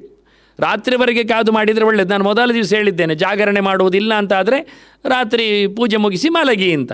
ರಾತ್ರಿ ಪೂಜೆ ಮುಗಿಸಿ ಊಟವೂ ಮಾಡಿ ಅಂತ ಹೇಳಿಬಿಟ್ಟಿದ್ದೇನೆ. ಕಮ್ಮಿ ಮಾಡೋದು, ಶಾರ್ಟ್ ಮಾಡೋದಾದರೆ. ಕೊನೆಗೆ ರಾತ್ರಿ ಪೂಜೆ ಮಾಡುವುದಿಲ್ಲ ಆದರೆ ಮಧ್ಯಾಹ್ನ ಪೂಜೆಯಲ್ಲೇ ಮುಗಿಸಿಬಿಡಿ, ಕೊಡದೇ ನಿಲ್ಲಿಸಬೇಡಿ. ಅದು ಮಾಡುವುದಿಲ್ಲ ಬೆಳಿಗ್ಗೆ ಮಾಡಿ ಮುಗಿಸಿ ಶಿವನ. ಯಾಕೆಂದರೆ ಶಿವ ಏನು ಇವತ್ತು ರಾತ್ರಿ ಬರ್ತಾನೆಲ್ಲ, ಆ ದಿನ ಹೌದು, ಆ ದಿನ ಬೆಳಿಗ್ಗೆ ನಾವು ಪೂಜೆ ಮುಗಿಸಿ ಮಾಡಲಿಕ್ಕೆ ಬರ್ತದೆ. ಯಾವುದೇ ಉಪಚಾರಗಳನ್ನು ನಾನು ಮೊದಲು ಹೇಳುವಾಗ ಹೇಳಿದೆ, ಯಾವುದೇ ಉಪಚಾರಗಳನ್ನು ಮೈನಸ್ ಮಾಡುವುದಕ್ಕಿಂತ ಯಥೋಚಿತವಾಗಿ ವ್ಯವಸ್ಥಿತವಾಗಿ ಮಾಡುವುದರಲ್ಲಿ ತಪ್ಪಿಲ್ಲ. ಬಿಡುವುದಕ್ಕಿಂತ ಯಾವಾಗಾದರೂ ಸಂಕೋಚ, ಗೌಣ ಕಾಲ ಅಂತೇವೆ ನಾವು ಅದಕ್ಕೆ. ಹೇಳಿದ ಸಮಯದಲ್ಲಿ ಕೊಡಗಾಗದಿದ್ದರೆ ಮಿಸ್ಡ್ ಆಗುವುದಿಲ್ಲ. ಇಲ್ಲಿ ಹೊರಗಿನ ಅಪ್ಲಿಕೇಶನ್ನಲ್ಲಿ ಅಲ್ಲ, ಸ್ವಲ್ಪ ಬೇರೆ ಹೊತ್ತಿನಲ್ಲಿ ಆದರೂ ಮಾಡುವುದು ಒಳ್ಳೆಯದು. ಯಾಕೆಂದರೆ ಇದು ನೈಮಿತ್ತಿಕಗಳಿದು, ಇದು ನಿತ್ಯಕರ್ಮಕ್ಕಾದರೆ ಕಡ್ಡಾಯ ಅದೇ ಹೊತ್ತು ಹಾಗೆ ಅಂತ. ನೈಮಿತ್ತಿಕವನ್ನು ಸ್ವಲ್ಪ ಫ್ಲೆಕ್ಸಿಬಲ್ ಆಗಿ ಮಾಡಲಿಕ್ಕೆ ಬರ್ತದೆ. ಹಾಗಾಗಿ ನಾಳೆಯ ಶಿವರಾತ್ರಿಯನ್ನು ವೈಭವದಿಂದ ಎಲ್ಲರೂ ಆಚರಿಸಲಿ ಅಂತ ಹೇಳುತ್ತಾ, ಅವಕಾಶ ಮಾಡಿಕೊಟ್ಟ ಎಲ್ಲರಿಗೂ ಮಗದೊಮ್ಮೆ ನಾನೊಮ್ಮೆ ಧನ್ಯವಾದ ಹೇಳುತ್ತಾ, ಮುಂದಿನ ಶನಿವಾರವೂ ಶಿವನ ರಾತ್ರಿ ಇರುವುದಿಲ್ಲ, ಶಿವನ ಹಗಲಿ ಇರ್ತದೆ. ಯಾಕೆಂದರೆ ಶಿವನ ಬಗ್ಗೆ ಚಿಂತನೆಗಳು ಇನ್ನೂ ಕೆಲವು ಸ್ಲೈಡ್ಸ್ಗಳನ್ನು ತರ್ತಾ ಇದ್ದೇನೆ. ಶಿವರಾತ್ರಿಯ ವ್ರತದ ಬಗ್ಗೆ ಮಾತುಗಳು ಕೆಲವೆಲ್ಲ ಮುಗಿದಿವೆ. ಇದಕ್ಕೆ ಸಪ್ಲಿಮೆಂಟ್ ಆದ ಕೆಲವು ಚಿಂತನೆಗಳನ್ನು ಮತ್ತೆ ಮಾಡ್ತೇನೆ. ಮಗದೊಮ್ಮೆ ಸಿಗ್ತೇನೆ ಹೇಳ್ತಾ ತಮಗೆಲ್ಲ ಶಿವನ ವಿಶೇಷವಾದ ಆಶಯಗಳು, ಶುಭಾಶಯಗಳು ಇರಲಿ ಅಂತ ತಿಳಿಸ್ತಾ, ಬಂದವರಿಗೂ ಬಾರದವರಿಗೂ ಬರುವವರಿಗೂ ಎಲ್ಲರಿಗೂ ಮಗದೊಮ್ಮೆ ನನಗೆ ತುಂಬ ಖುಷಿಯಾದದ್ದು ಈ ಒಂದು ವ್ಯವಸ್ಥೆ. ಅದು ನಿಮಗಾಗಿ ಎನ್ನುವುದನ್ನು ನೀವು ಲಾಭ ಮಾಡಿಕೊಂಡ್ರೆ ಅದು ಅತ್ಯಂತ ಒಳ್ಳೆಯದು ಅಂತ ಹೇಳ್ತಾ ಶ್ರೀಪಾದರಿಗೆ ಮಗದೊಮ್ಮೆ ನಾನು ಧನ್ಯವಾದ ಹೇಳಿ ಮಾತು ಮುಗಿಸ್ತೇನೆ. ಕೃಷ್ಣಾರ್ಪಣ. ನಾರಾಯಣ ನಾರಾಯಣ ನಾರಾಯಣ.